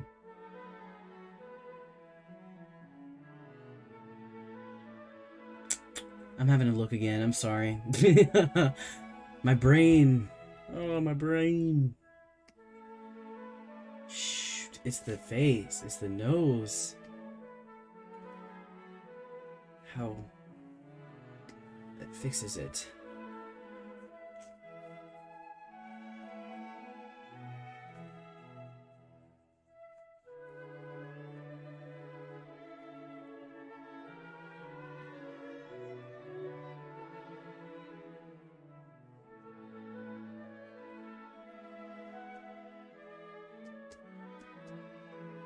There we go. Yeah, Danny DeVito is incredibly short. He's like 4 foot. Isn't he like 4'2" or something? It's ridiculous. Did you know that Danny DeVito, he directed Matilda, the movie? Oh man, I love that movie. I love Danny DeVito. He has his own brand of limoncello. You can buy it in the grocery store. It's really cool. Danny DeVito's a great guy. I would be happy to meet him. You know, who wouldn't be? Who'd be like, ew, Danny DeVito, I don't want to meet him. I've never heard of that. Every time I talk about Danny DeVito to someone, they're like, dude, this person's the best. Yeah. And it's cool that's like universal. I don't think there's a single person that just does not like him. It's freaking weird. You know? Let me think. Might also just be the mouth choice, because the mouth is... He's not... In these, he's frowning, sort of. Is he?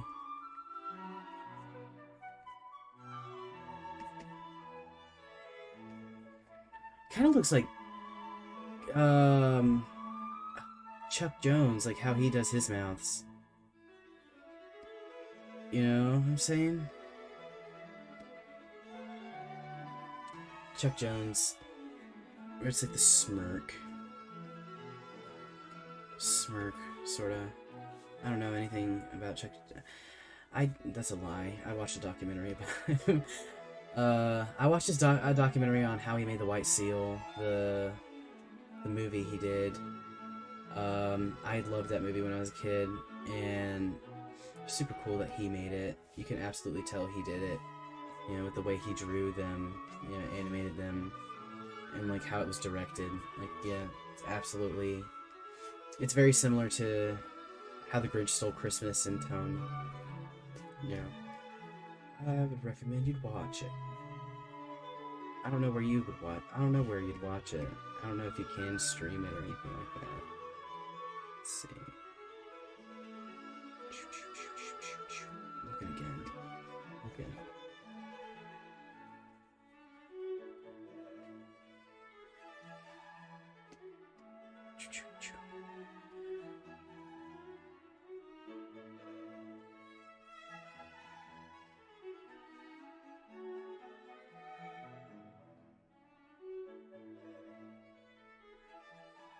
There we go.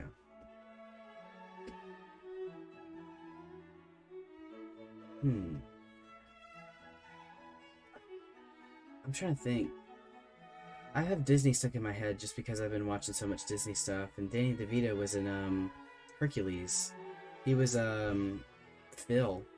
I don't remember what his Greek name was in that movie, but he was called Phil. I remember that. And he was great. He did a good job at that role. And I always like it when Disney did this a lot, you know, when they wanted to animate like if a celebrity was playing a character, they would often give that character, you know, like traits of that celebrity. And Danny DeVito absolutely does show through with Phil, like with how like his height and you know, like his body type, like how he's shaped. And it's awesome. Like I love it when they do stuff like that, you know, give him traits like that. Let me think. There was another character that did something really similar, and it was super cool how they did it. Oh man, what was it? I know, like it happens a lot recently. Like Will Smith was in that uh he was in that movie where he became a pigeon, right? And the spy that he plays looks like Will Smith, you know? So, yeah, it's just Will Smith, but he's pigeon and spy, right? I don't remember what that movie was called. Spy Pigeon. Pigeon Spies. Something to do with pigeons being spies. I don't know if that movie was very good, but I did see some background design and things like that was done by someone that I followed on Tumblr, and it's really cool. Yeah, they're really good at background stuff. You think you've watched it? If you think if all you can say is I think you've watched it, it probably wasn't very good. That's like I don't know if I remember. Spies in Disguise, that's what it is, right? That's what it's called. Yeah. I remember everybody was giving it flack because of the character design of the kid. Um and that's completely okay.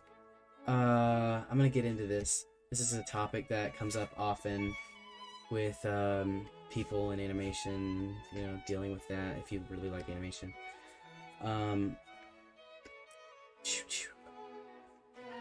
He, the DreamWorks thing of like the character with like the smirk and it looks like he has the DreamWorks face, right? That's what everybody was saying. You know, he looks like a DreamWorks character, like every DreamWorks character that ever made somehow. You know, to me, he looked like Linguini a bit. He just looks like a conglomerate, like a mashup of like a bunch of already pre-existing animated characters. And that was a lot of people's gripe. It's just like that. This character design isn't very interesting at all. Like, what's the point? You know, why not throw something in, you know, different in? You know, you could have used that to, I don't know, be a platform for a different kind of character. Maybe someone who just looks completely differently that doesn't exist in animation yet. You could have done something interesting, but they didn't. And to that I say, yeah, I think that argument is valid. You know, you could have always done something more interesting. I don't know why they keep doing that same kind of young white kid with the kind of curly hair and the big nose and the eyes and the smirk, you know? He looks like the guy from the Cloudy the Chance of Meatballs. He looks like Linguini. He looks like a bunch of other people. Like, he just looks like he looks like a character that would exist in literally any movie, and that's kind of what bothered people. It's like, come on, man. You could have done so much better. You know? It could have been something interesting. And they decided not. They wanted to play it safe, which I guess is fine, but if you really want to be known as, you know, a company that does something interesting and, you know, wants to excel, you can't really have both. Linguini was Ginger, wasn't he? And Linguini was Pixar, you know, and he fit in with the world that he was in, you know. All of the characters in Ratatouille look really cool. I think it's great, though. Let's see. The mouth.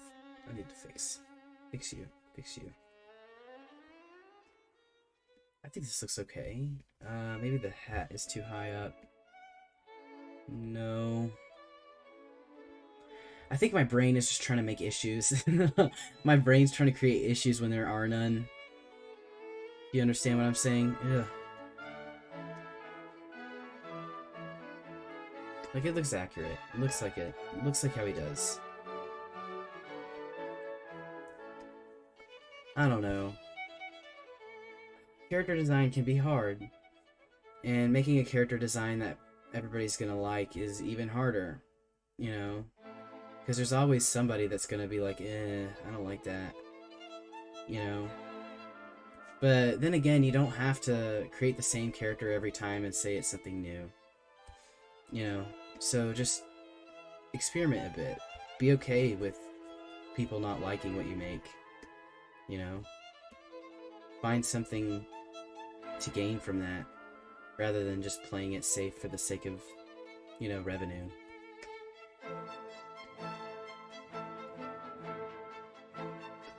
There we go.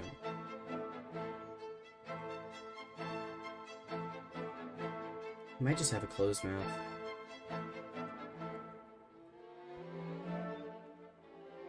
There you go. Okay, now to color him. Here we go.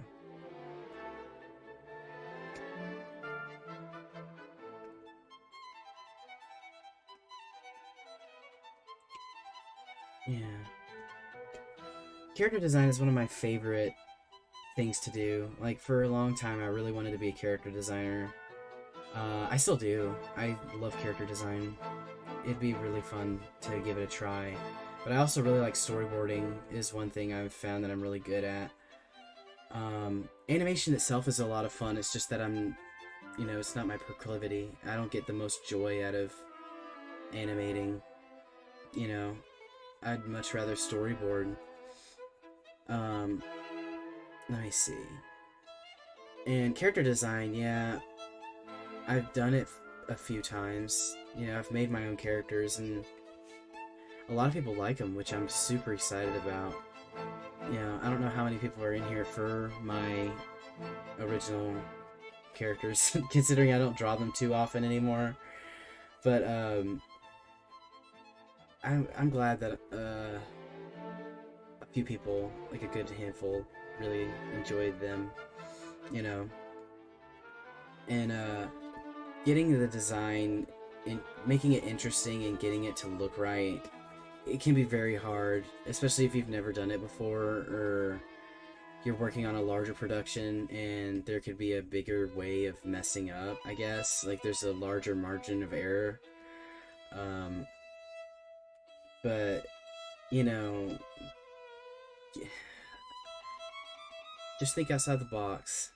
That's basically what I'm just trying to say.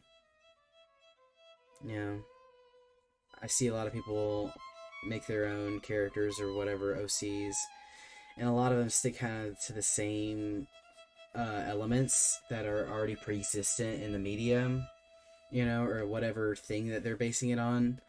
Like, for example, I remember when the Moomin boom was huge, everybody wanted to make their own Mumric OC, and then they all looked just like Snufkin. They all had his hair, like his hat, his hair, like they all looked just like him, and at that point, it's not really your own character, why not try something new and different? There we go. Of course, there's nothing wrong with that. Nothing wrong with wanting to, really enjoying how a specific character looks. More power to you.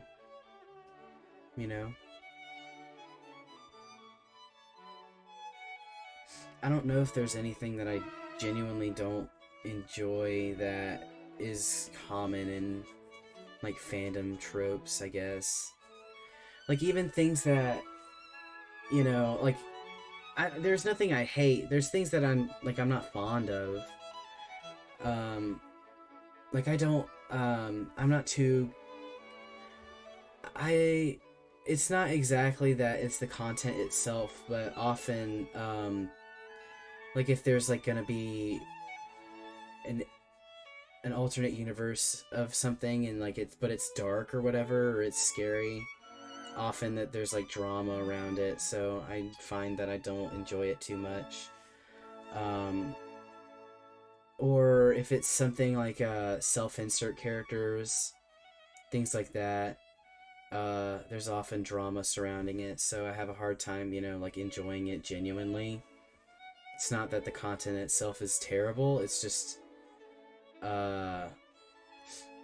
there's often, like, issues of people just not being comfortable around it, and then therefore I'm not comfortable, But other than that, I'm kind of fine with it, Have fun, go crazy, go stupid. But yeah, people emulating the Snufkin design, that was a very common thing that was happening, and, there's nothing wrong with it. There's nothing wrong with, enjoying a character so much that you kind of want to remake them or make them better, or you want to add your own spin to it. I think that's great. I think, playing with that is a lot of fun, but,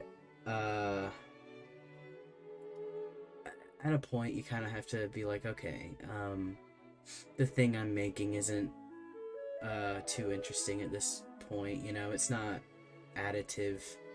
It's just kind of you know, it's just it's pre-existing. I'm adding this for color reference because I can never get their nose color right. I apologize. uh, Today's a color picking day. My eyes can't see too well. I don't have my glasses on. Let me see.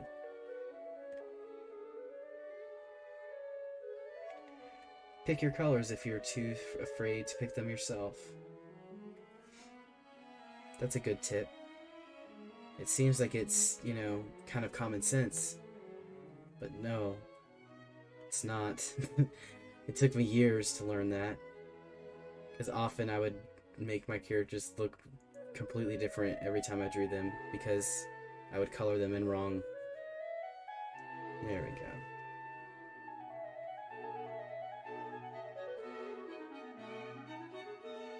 There we go. I think that's just kind of how it is, too, with really liking a character design. A common thing that I'm seeing is, when it's always one character design that's always emulated. It's never just every character design, like every character design from a franchise. It's always one. It's like, I remember when people freaking out, like, oh no, Snuffy's gonna become the new Onceler, like that sort of situation. Like, it's always like the little guy in like the little gay looking guy in the thing, you know, that always has, like, you know, the hundreds of spin-offs, you know. So I guess that's what kind of makes it feel like it's oversaturated, you know. It's not exactly that it's that they're mimicking the design itself, it's just that they're mimicking the same character every single time, you know. So that way then it's like it feels even more apparent, even though it's really not. There we go. This is better.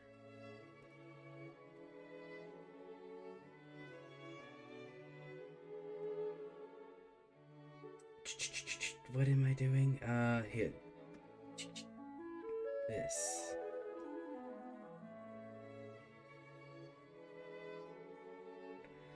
Alright. Yeah. Okay. I remember when I was younger, when I was a kid, I did that a lot, you know, where I would make a character that looked just like a pre-existing character just because I liked that character that already existed a lot. You know, it kind of felt more like I don't know, it felt more like I was paying homage to the original character rather than, or no, paying homage to the character that I was emulating rather than, you know, the character that I made, you know, even though it wasn't original at all, and, you know, in the slightest. Let's see. Yes, okay. I feel like when you're younger, this is one thing that I'm starting to notice since I'm, you know, growing up as an artist, as somebody that still draws.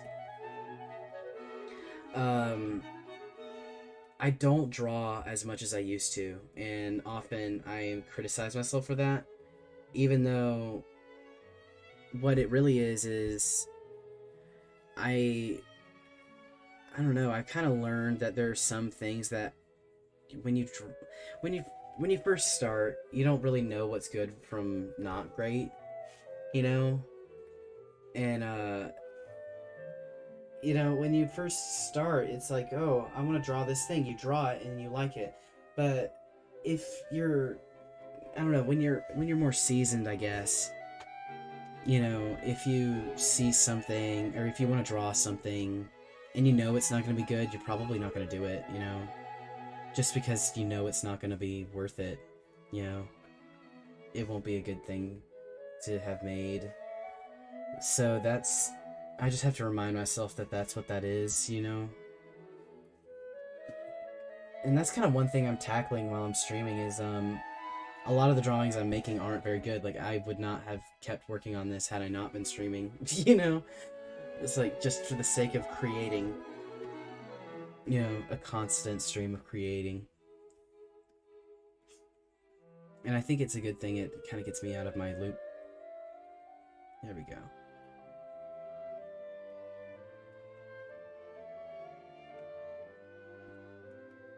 There we go.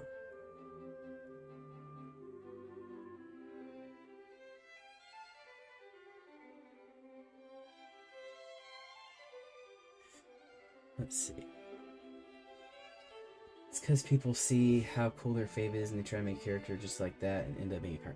Yeah, that's exactly what it is. I mean, I did that a lot when I was a kid. I just thought that that was like the coolest thing in the world.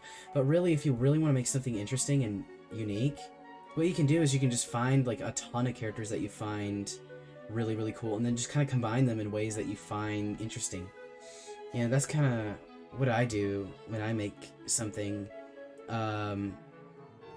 Like for example, the OC that I made, Patarula, she's, let me see, I don't know how to describe her. She's a Moomin and Snufkin hybrid, right? So what I wanted to do with her to make her original is I just kind of like combined a bunch of things that I found really interesting. Like I really like Anka's design in Animal Crossing and stuff like that. I threw that in, even though it's completely unrelated to, Moomin at all. The design elements are still, interesting, and I found a way to, like, throw them in, some sort of way that was, unique. Finding that uniqueness, it's really just, it's just a combination of things that you've seen before, but in a way that you like, That's where her eyes came from, I believe. Let me see if I can find it. Her original sketches were, kind of different. Here's the first one I did, the first Passover I did of her. You can tell that, Anka is there. I also threw in, the steel drum, I think because I was listening to a lot of Led Zeppelin, and I found a lot of the their music that was just drum, I found Bonzo's Montreux, and I found oh gosh, what's that other one? Moby Dick? Is that what that song is called? They had like a couple songs that were almost entirely like instrumental with drums in there, and I really liked that sound, and I wanted to throw that in as kind of like an inspiration. Let me see, what other characters did I throw in as reference to oh man, a lot of it was Egyptian. Egyptian. I don't know how to like tell you. I don't know how to describe it, but the eyes and like the ears too, like being more like kind of like a jackal's ears, Like a lot of that was coming from that. I just really like that design style, Her sister, Talvi, her design went through way more changes. I can probably find her first design that I never posted anywhere, in here somewhere. Let's see. It's not very good. Here's her first design, Talvi's. And as you can see, it's very different. It went through a lot more changes just because the first time I felt like I'd kind of hit the nail on the head for what a mix of those two would look like. At least in my eyes. And then I was just like, okay, now what? What do I do now? Because I kind of want them to look different. But I didn't want it to look too different. I wanted them to kind of look related, and finding a mix between that, a mix of two different species would be really hard. Let me see if I can... Here's the second design I did for her. She had a nubtail in this one, and she had kind of like a mark on her chest, and one of her ears was droopy. The reason one of her ears isn't droopy anymore isn't because I changed it, it's just because I forgot, and it makes me so angry. You know? It's like, and now this is what she looks like. She has a longer tail, and it's thicker. You know, they look kind of related, but not, and I think it's really cool. Alice the Good Witch. Oh, yeah, I know what you're talking about. But yeah, I'm super happy with these designs. I think they came out really well.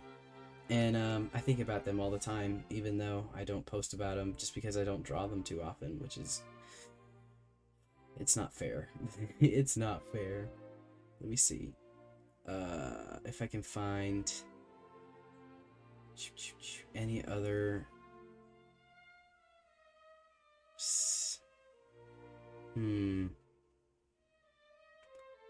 Cause I have...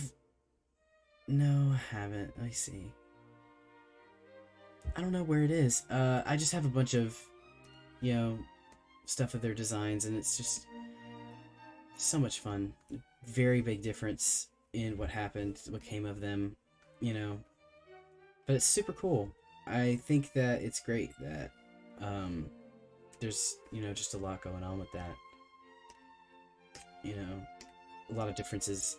I might even change their designs again, just because it'll be fun, you know. Let's see. You. Okay.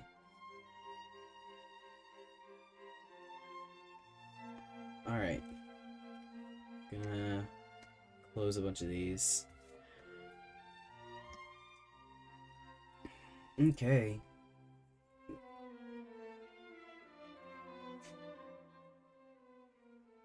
Yeah.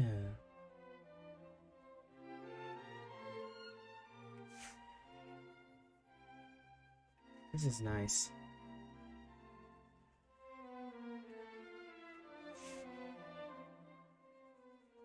There we go.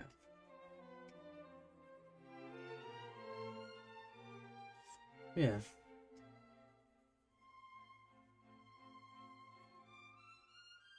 I think I have more, let me see, stuff that I haven't posted I can show today.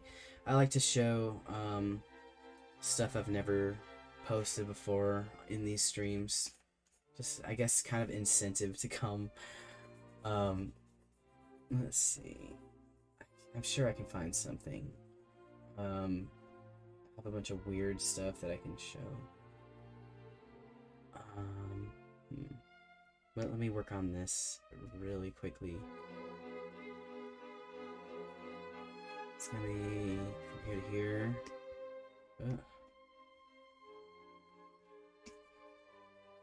Okay, gotta, let's see, move this around.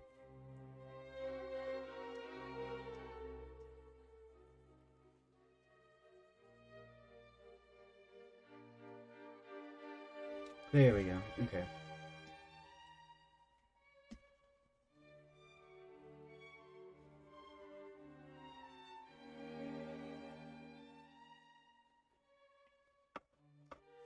There we go. Sorry if I'm getting quiet, I'm just focusing on these stripes. Stripes can be hard if the thing you're drawing is droopy. Let's see, I need to add a line there to make that make sense.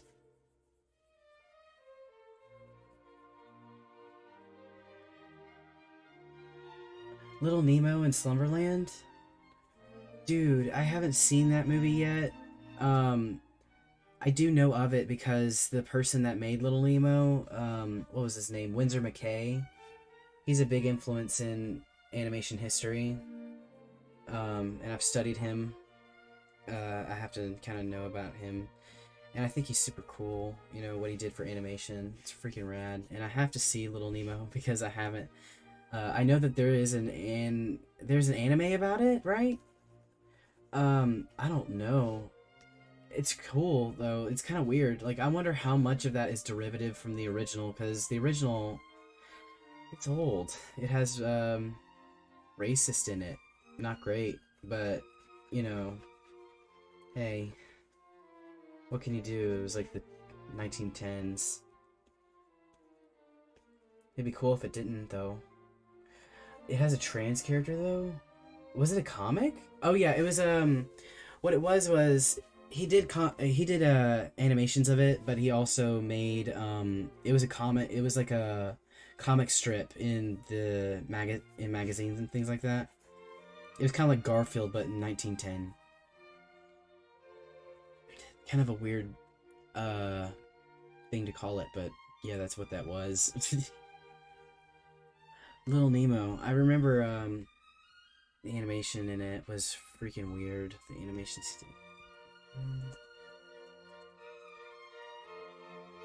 I need to look this up. Little Nemo, Winsor McKay. He was a comic strip. And then he had his own spin-off series. He was a kind of a background character in the comic strip that he was made in. And then he had his own comic, and then he was in movies and stuff. And it has a trans character in it? Yeah. He was a boy in the comics and then a girl in the movie. I find right. He was a girl in the movie? What? I'm looking at it. I'm looking at this. Was he a girl in the movie? He's dressed as he usually is. Huh. Oh wow. They dodged that. They dodged that bullet, huh? Man. They just completely omitted the rape. I mean, good on them. Good for them. Good for them for doing that. Some pretty elaborate panels. Yeah, I have seen that. A lot of it, like, his work is, like, really, if you go look at, his animations and things that he's made, they're all very elaborate and, you know, very well made. It's freaking weird. Like, he's, like, the first guy in America to just be like, you know what? You know that, like, party trick where, like, you can make a picture look like it's moving? I should do that, but for the rest of my life, and to a point where I can't fund myself anymore. So he basically just did that, and then he died poor, and that was his life. You know? Bizarre. Let me see.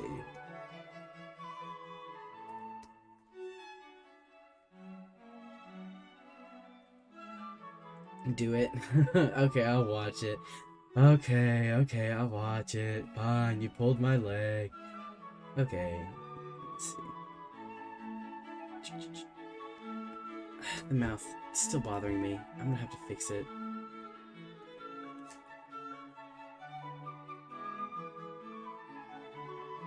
There we go.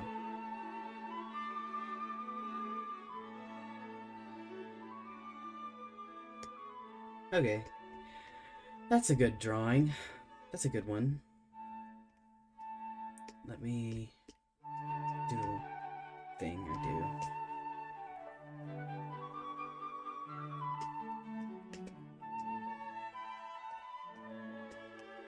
There we go.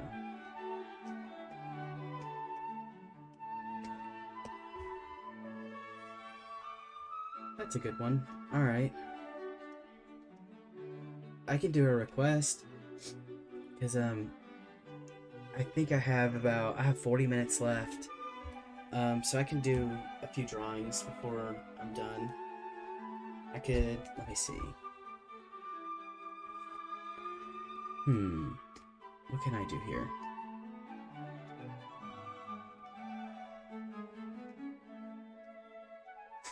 I can even create, you know what, that's a good idea. I should, I don't know, I could, like, make OCs right now. Like, I could make quick, like, 10-minute, like, OCs. Like, just give me a franchise and I could just quickly, like, belt one out. That'd actually be a really good idea if I just made my own real quick. To see if I could even do that. Let me see. I could probably... Oh, man. Because, oh, man, I love working under pressure with something like that. Just, like, making a OC just incredibly quickly. I need to drink some water. Okay. Let's see. I'm gonna go on ahead and do it. Does somebody say anything? Jeez. I'll make a Moomin one. I've actually been meaning to make a Groke one. I need to make a Groke one. Let's see.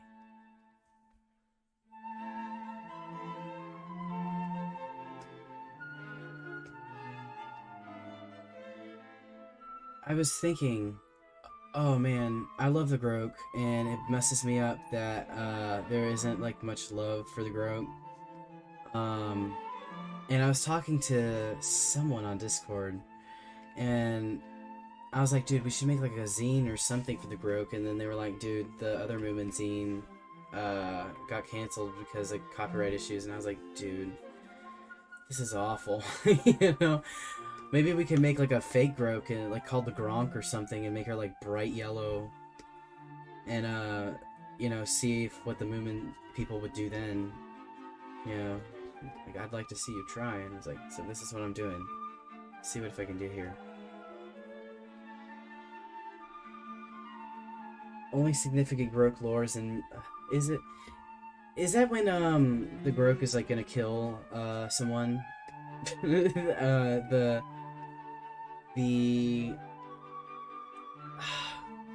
person that was that Philly junk that was taking care of Moomin, or Moomin Papa, I guess, at that point.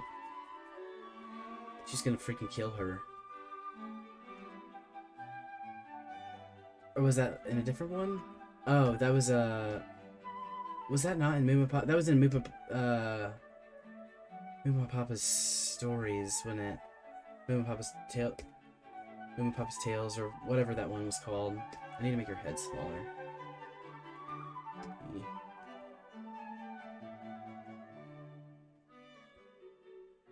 She falls onto the island and Moomin develops weird.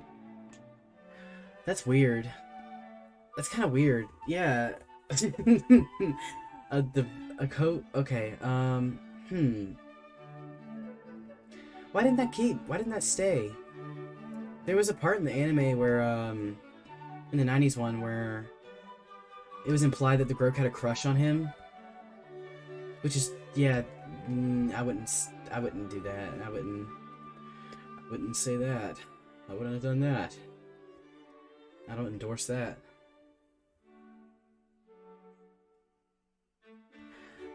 Huh. Yeah, that is weird. I don't know how I feel about that. I don't know how I feel about that with that one. The energy there. I'm not comfortable with the energy that they created in that book.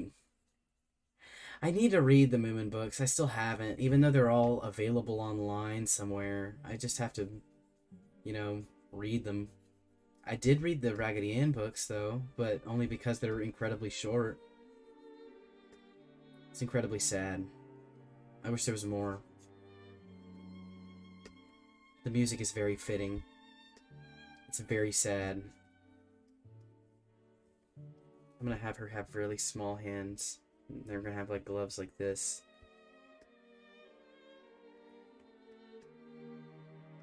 And let's see.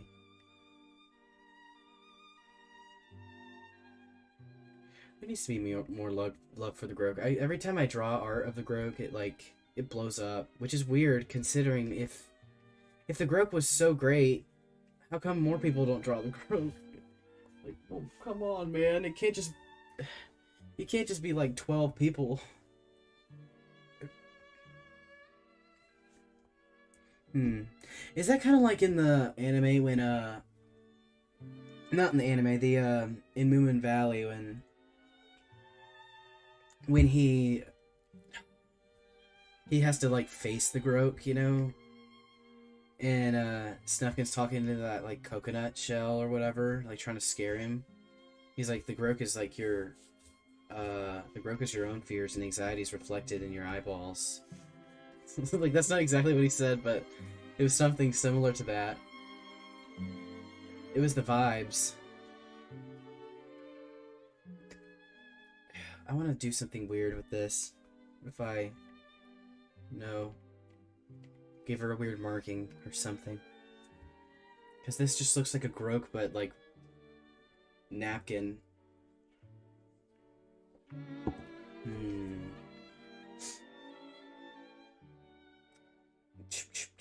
If I did something strange, like... If I hinted at, like, what was inside...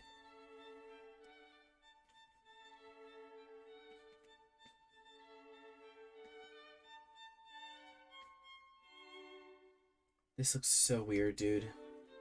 But, hear me out. What? Yeah. Oh my god. Oh. This is wonderful. This is great. Alright. I'm going with this. Oh, okay. This is a good one. It reminded me...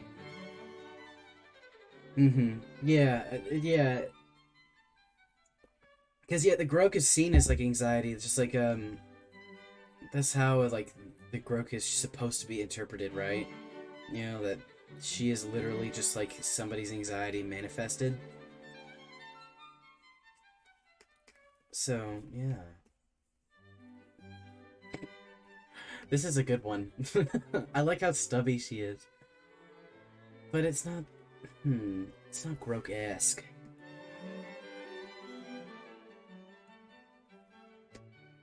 If I...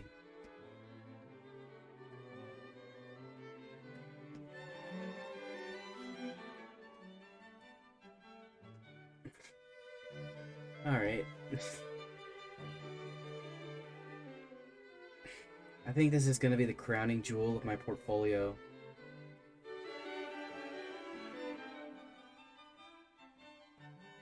Oh my god. Yeah, I got an idea. Layers. She's wearing like a tea towel over her head.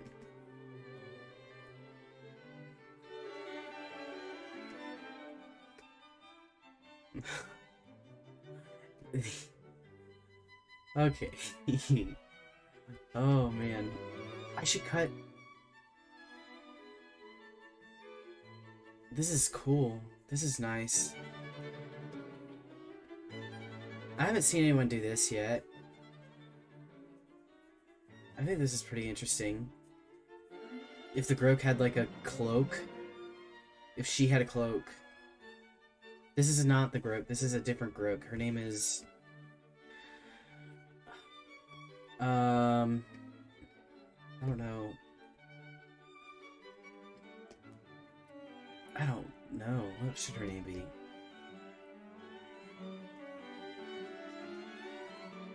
She looks like...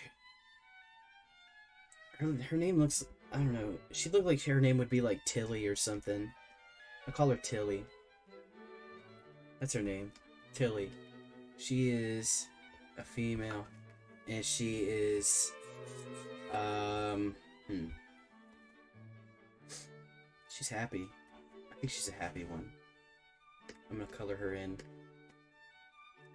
And... let's see. She'll be yellow.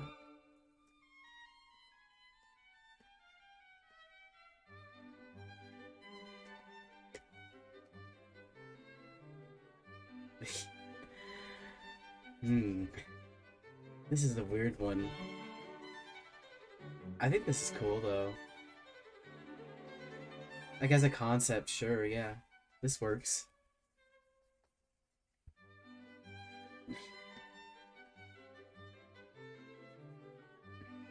Hmm.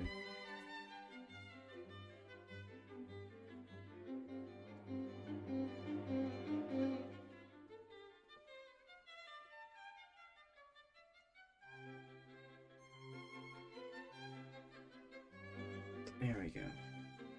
Yeah. Tilly. And she, let's see, is a layer. She has a bed. She uses a tablecloth as her headpiece thing.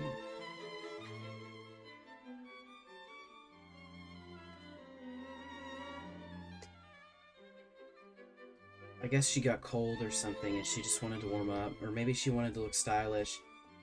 She's probably a big fashion person. She really likes fashion. Yeah. She became warm and then she started studying the ways of fashion. Then people liked her. You're like, whoa. I've never thought of putting a tablecloth over my head.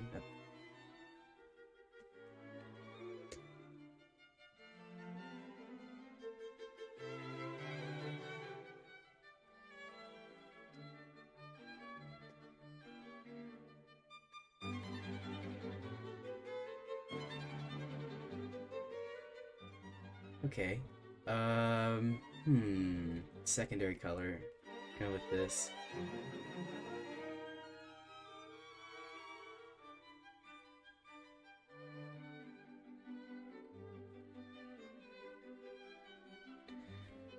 Yes. I'm proud of this. This came out way better than I expected.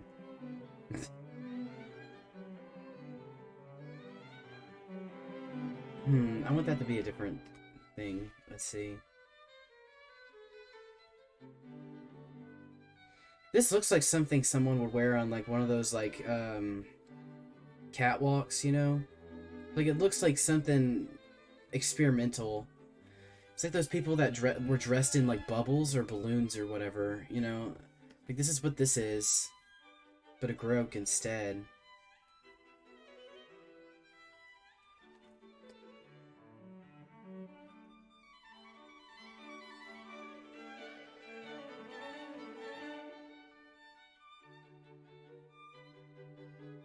There we go. Here's my Groke OC. Yeah. I think this will be my, yeah. This is my magnum opus, guys. I think this is the best work I'd ever made so far.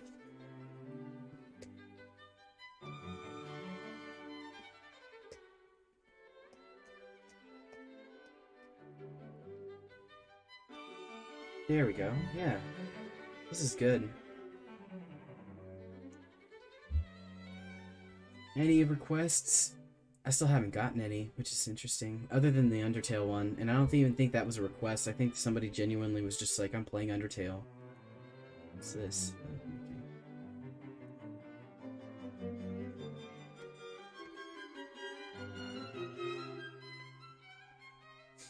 Let's see. I will make... Oh man, since I made a Moomin OC, I'll make a Raggedy OC. I'll see what happens. Oh god. This is so much harder. Just because there's so much you can do here. What if I made... like a... What if it was like someone, like a... What if it was like one of those, like, you know, Hummels? Like those porcelain dolls, though? They're not dolls, but... they're like porcelain figurines. But people played with them all the... like, I had... like, my grandmother had, like, 500 of those, and, like, she would let me play with them. And they'd break all the time just because they're not meant to be toys, like, they're figures. It'd be really cool if I made one like that, like,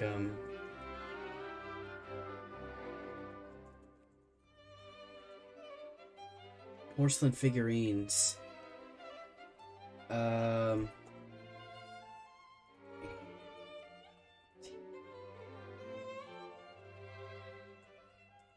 Okay.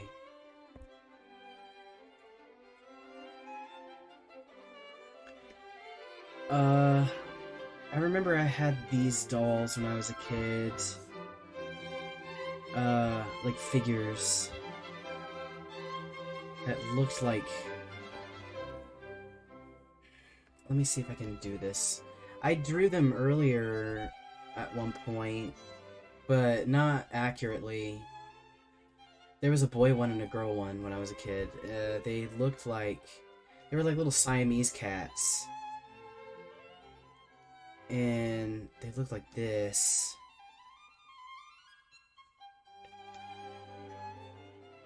They had really big, like, heads for whatever reason. And they were antique, I think.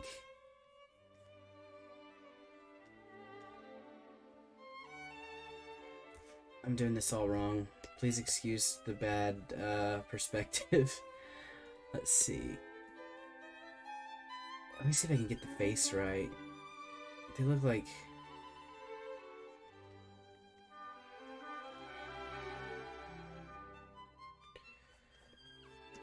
Yes.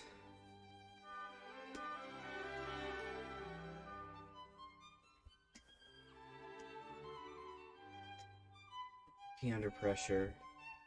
Let's see.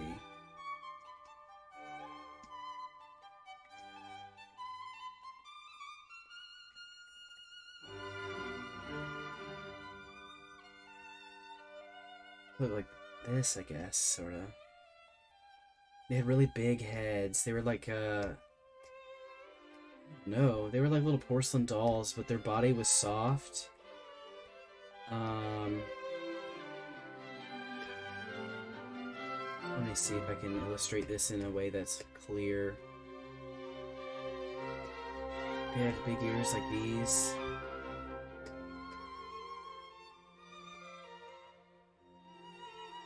Yeah, this is it.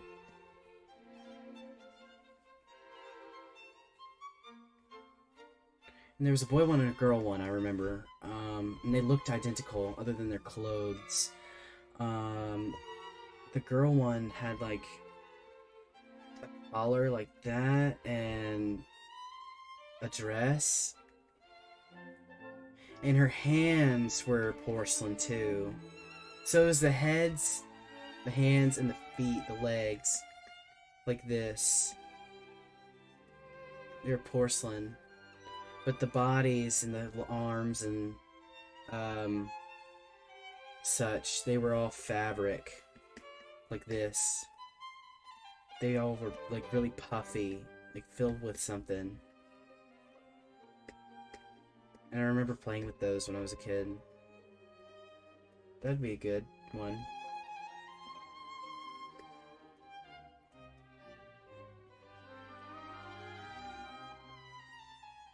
They had like painted on hair.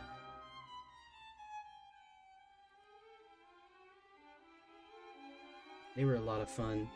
I'm trying to remember any other like toys I really enjoyed when I was a kid. I really I had a Winnie the Pooh doll that my mom had. But he didn't look like Winnie the Pooh. He had like a striped black and white shirt. And what else? He didn't have like joints in his legs or anything. Like it was different, you know. And I remember I also had a Snoopy that was my mom's. What else? I watched a lot of Dragon Tales, and I had a doll of the pink one. I don't remember its name. I just remember having a doll of it and loving it. And, you know, all that stuff. You know, always fun. I think, yeah, it's this.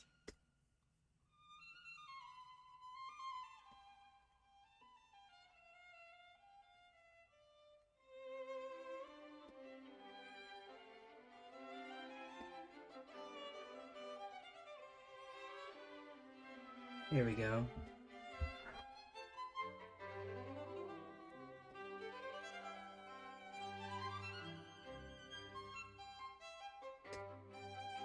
Puffy legs. I remember. It was like a satin fabric or something made up their bodies. That was it. Yeah.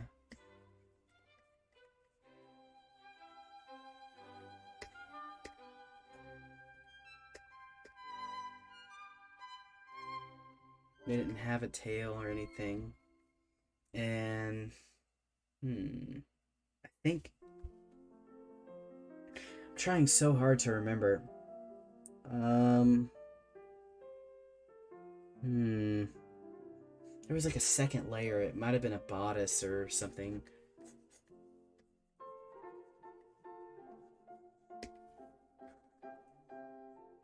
Then it was I think it had buttons. I'm trying really hard to remember. Yeah, that's how it went.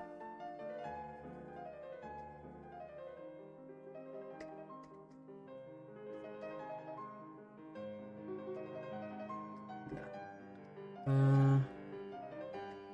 I think I made the face too narrow.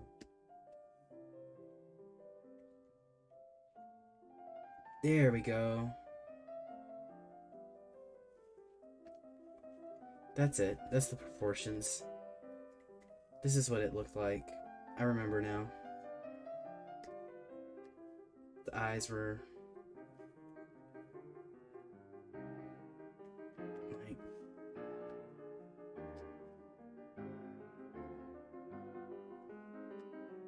yeah, this is it. This is what I had when I was a kid, and I had a boy one, and they were identical. Other than that, the boy one didn't have the dress part. So if I just do this, and oops, what the heck? I do this. Then I can use that as a kind of a base for what I'm doing here. The proportions are right on the face.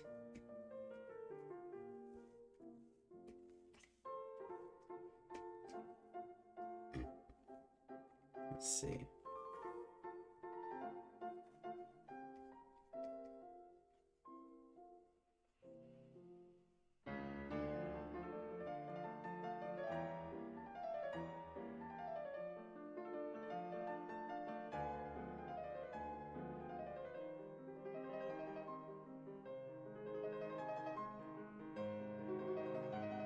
There we go.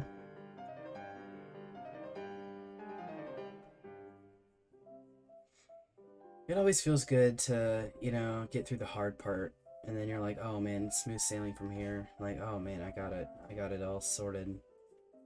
I don't have to worry about it anymore. I know what I'm doing.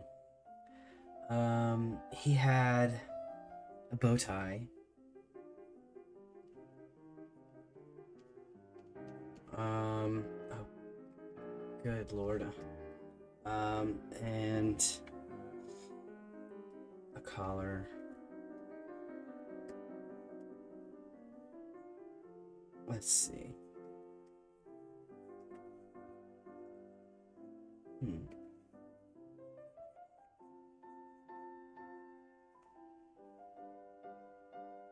He still had the puffy shirt.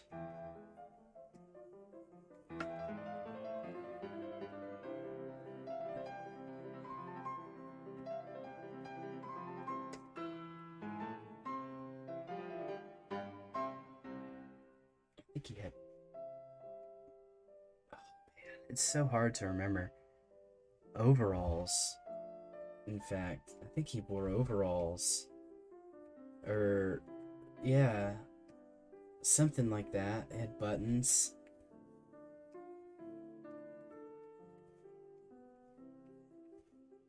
And you could see how the body was like kind of like pillowing under. Like how they were chumby.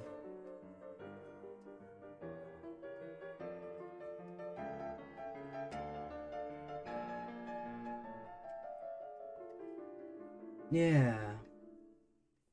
And how his legs separated like this.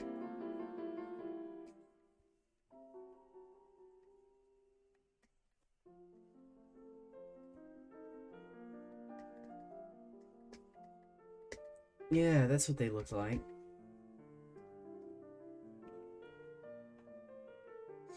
Okay. And they were colored. I remember they were like weird, like this tan going on their fur, right? And I don't know what company or whatever made these. I don't know when they were from or anything. Like I can't find them anywhere. I think they broke at some point, which is sad to think about, but I did really enjoy them. And they had like brown like this. They were identical. That's the one thing I remember really consistently is that they were identical. It's just that their clothes were different. And their clothes were like this like reddish color. Or the pants were that.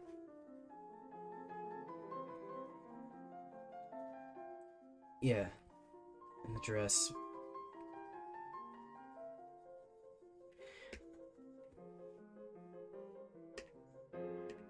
And then they had like white or pink or something like this going on.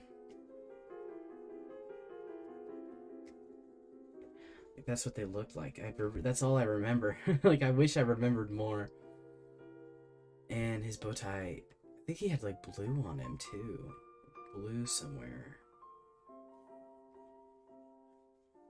No. Man. I just remember that. That's it. I wish I remembered. Because they were great, and I remember playing with them so much.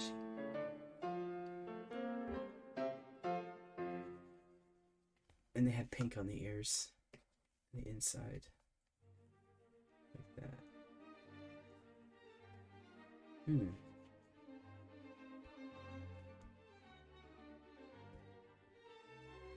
Yeah. That's what they looked like. That's what I remember. I just remember them being like really chumby and like their bodies were filled with like stuffing and the hard parts being their heads and their hands and feet. They were great.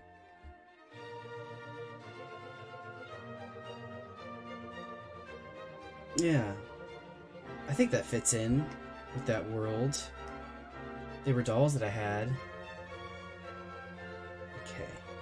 I have 10 minutes left. If anybody has like a last minute thing and I can doodle it, really quickly. Anything at all. Don't be afraid.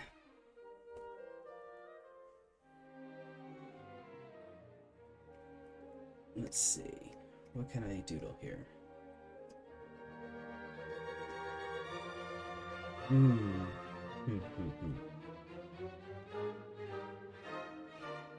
Pull back on Storming just because the bangs and the ears, how they contrast. That top part is a good fallback.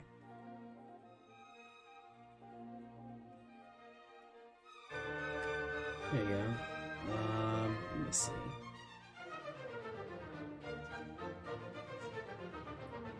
I'm trying to think of what I can draw. Last drawing. I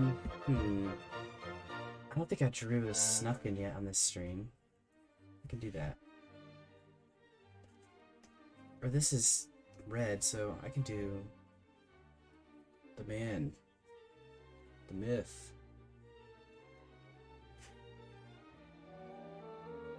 the legend.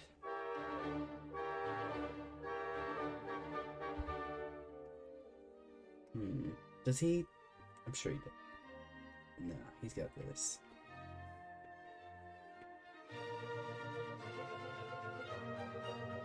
You know who this is.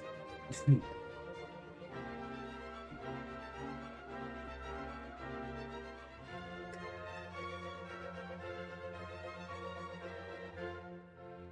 see.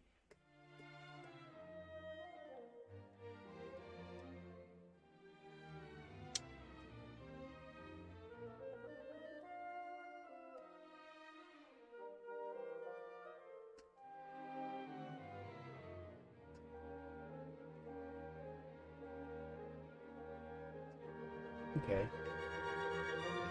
I'll do them on the side here since the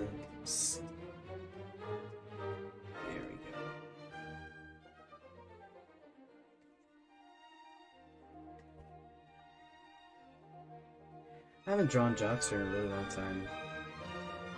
So this is a treat, I'd say.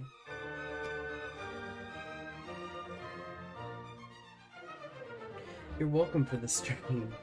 I'm gonna still keep going. I've got 9 minutes. I didn't know if I was gonna stream this morning or not, because I don't know. It's just the day after a big holiday, and it's Kwanzaa. Everybody's celebrating Kwanzaa right now, you know. So I didn't know if today would be a good day to do that or not. You know, since people would mostly be tired, or sleeping, or eating, or one of those. You know, but I thought, hey, why not? Also, this is kind of a bummer, but I'm gonna be. I don't know when yet. I think I might be able to. I think my schedule's gonna change for when I stream in the spring, because I'm gonna be working on Saturdays in the spring to make up for time at school. And I think I'm gonna start streaming then, maybe on Sundays, in the evenings. But I might be able to find time during one of the weekdays to stream earlier, just in case there are people in like the EU that want to watch, you know. Because streaming later for me would be like midnight for you guys.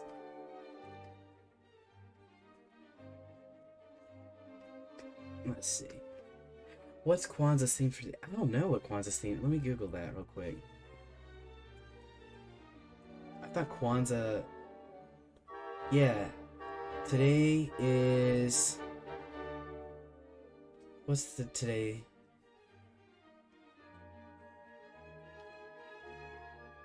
I think it is Unity today. That's a good thing, isn't it? Today is the day of Unity. There we go.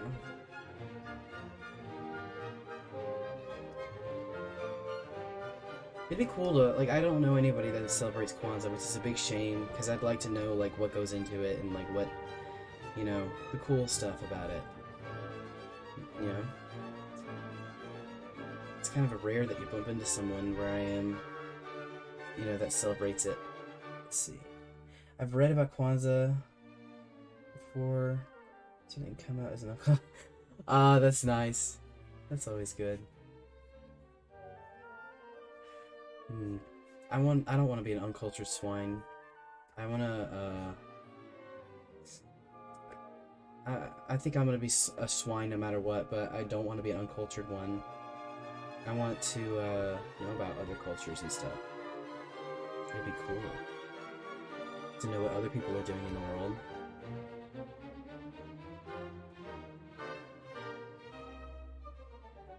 There we go. I didn't celebrate it. No. It'd be funny if I did. It'd be cool. But, I just put Happy Kwanzaa just because today is Kwanzaa. It's the last day. And I thought, hey, why not shout out to those people? That's a good that's a interesting confusion, though.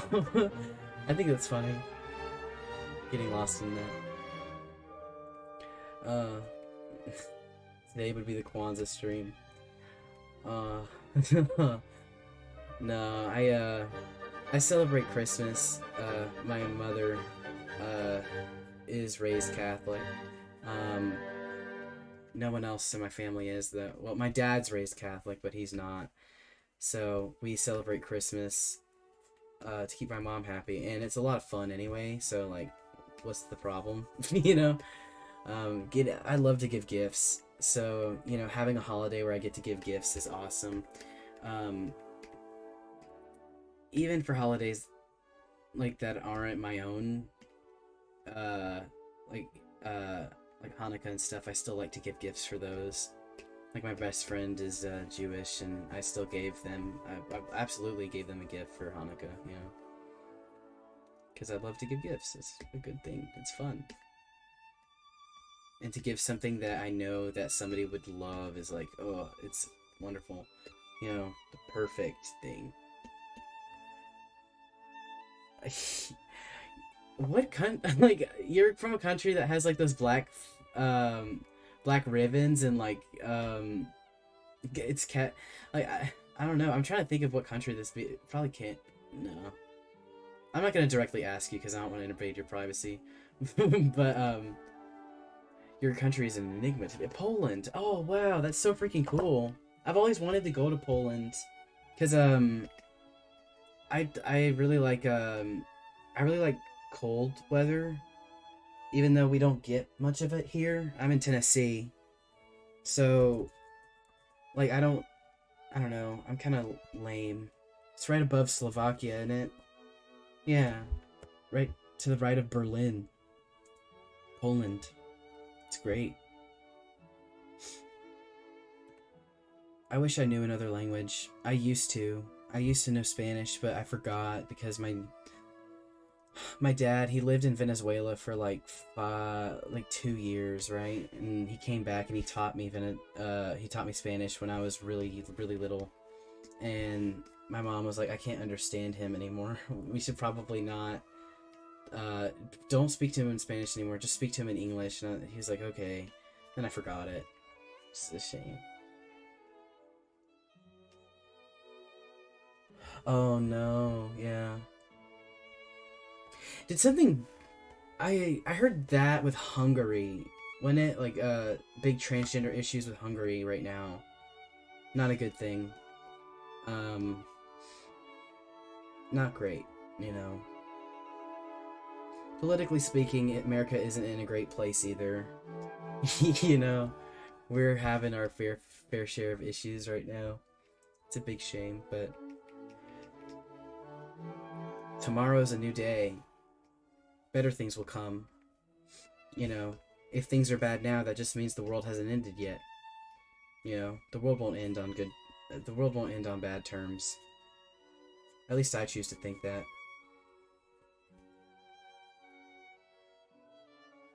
Something's wrong with that arm. I just realized, thank God.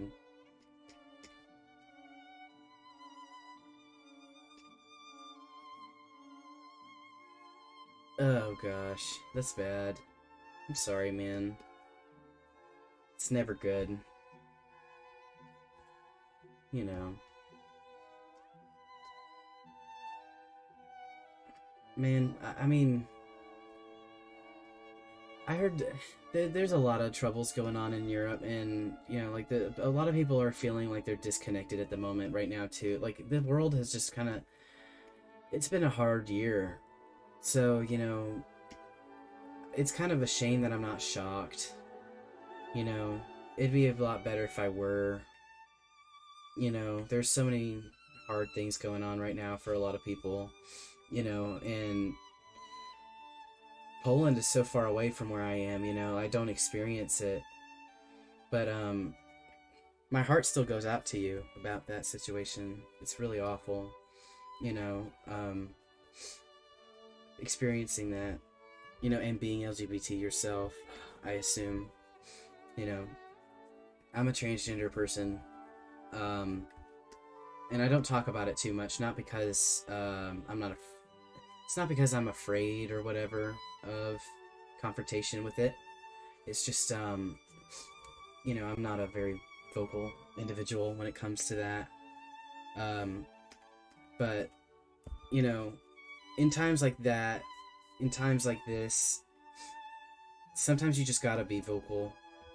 I've started participating more in my local community to, you know, help get rid of that sort of stigma that's held about transgender people.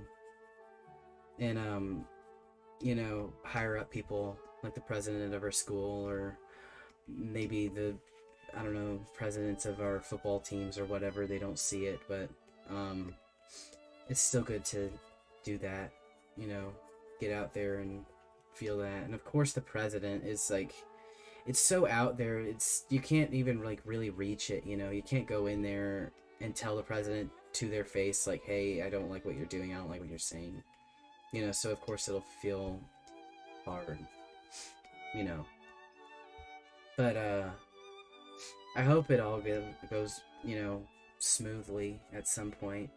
I I hope love conquers. You know, that's all you can really hope for sometimes, right? To find that, salvation. The freedom again.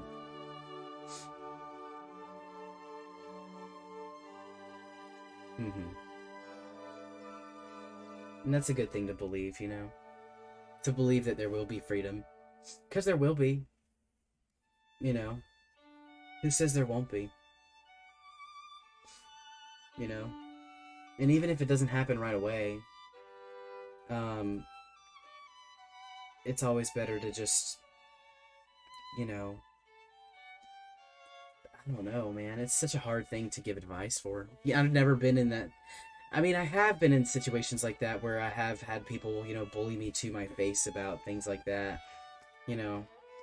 Uh, but like the president, that's kind of a hard thing to get over, right? You know. So I just hope the best, find a way to cope with it. Yeah. It can be hard. Let me see if I can get this right. I don't know what the color scheme is going on, but I'm just gonna paint colors that... This one's good. This is trans rights one. Trans rights. How about that?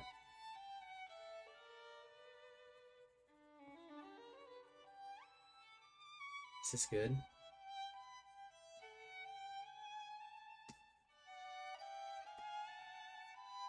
Yeah. This is nice.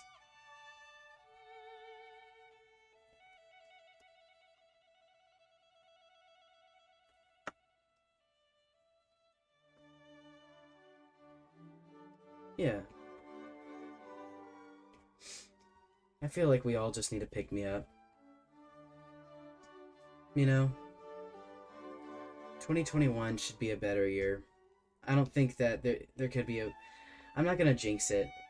But I feel like there's no way it could get any worse. I think we've made it through the worst of it. I feel like there's only uphill from here. And I think that's a good thing. Here we go.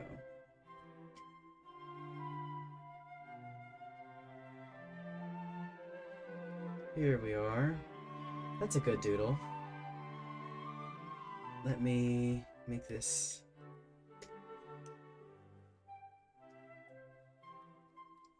I haven't drawn Jockster in a bit, and I like this one. I like his color palette.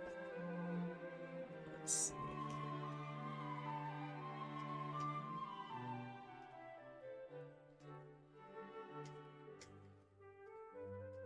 Here we go.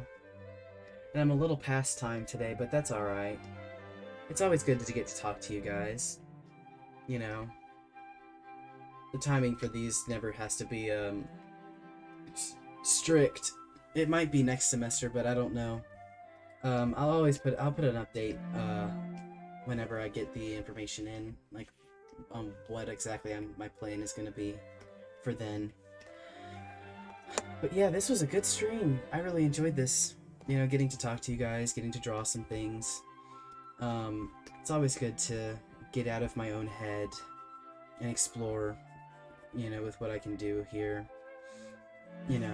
Like I would have not absolutely drawn Undertale art today had I not done this stream.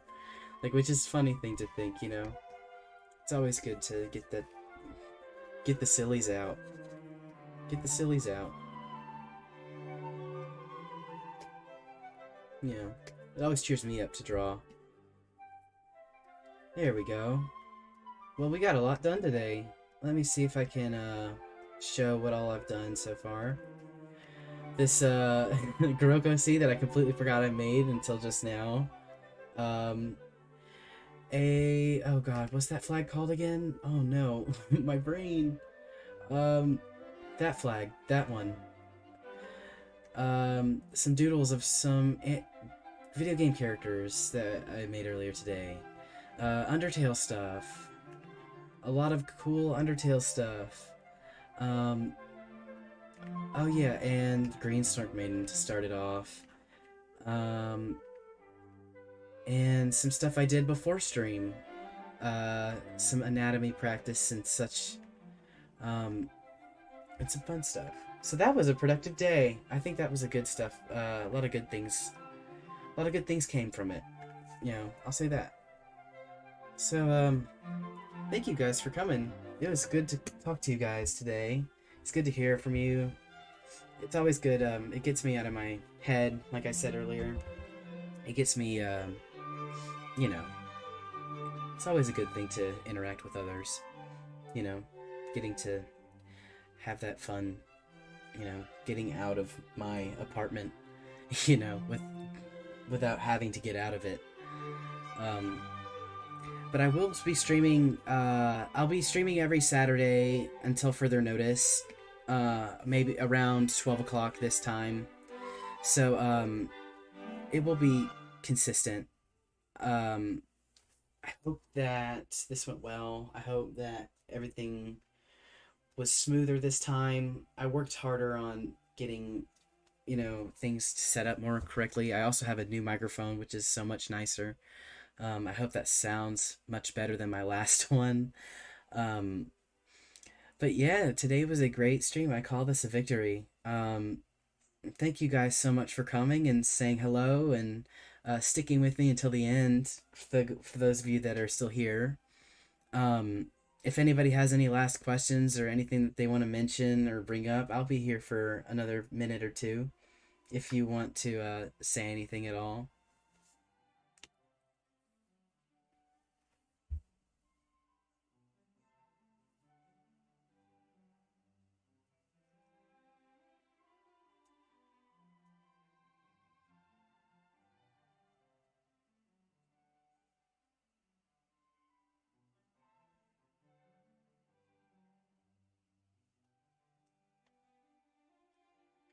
Thank you to hear from you. Hi, Dreg. I'm glad you enjoyed my stream.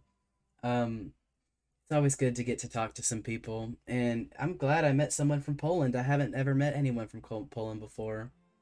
I think it's really cool. Um, I hope you stop by again. It was good. It was good to see you. And for the other three people that are here, thank you for coming. Um, I'm gonna go on ahead and bounce off, but I will post this on my YouTube, so you'll be able to rewatch it if you want to. I'm also gonna post all the art I made today on my Tumblr account, so you'll be able to see it there. Um, so you don't have to worry about getting all of that done. Having to, you know, do all that stuff. So thank you guys so much for coming. Thank you guys for sitting here with me, watching me draw, talking to me about stuff. It was a good time.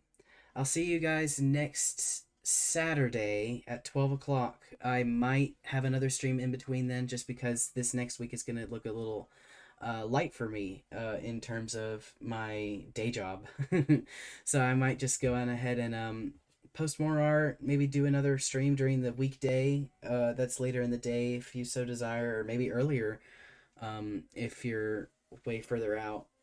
But thank you guys so much for coming. I'm gonna go on ahead and end it just because I don't know how to end things. I don't know how to wrap things up.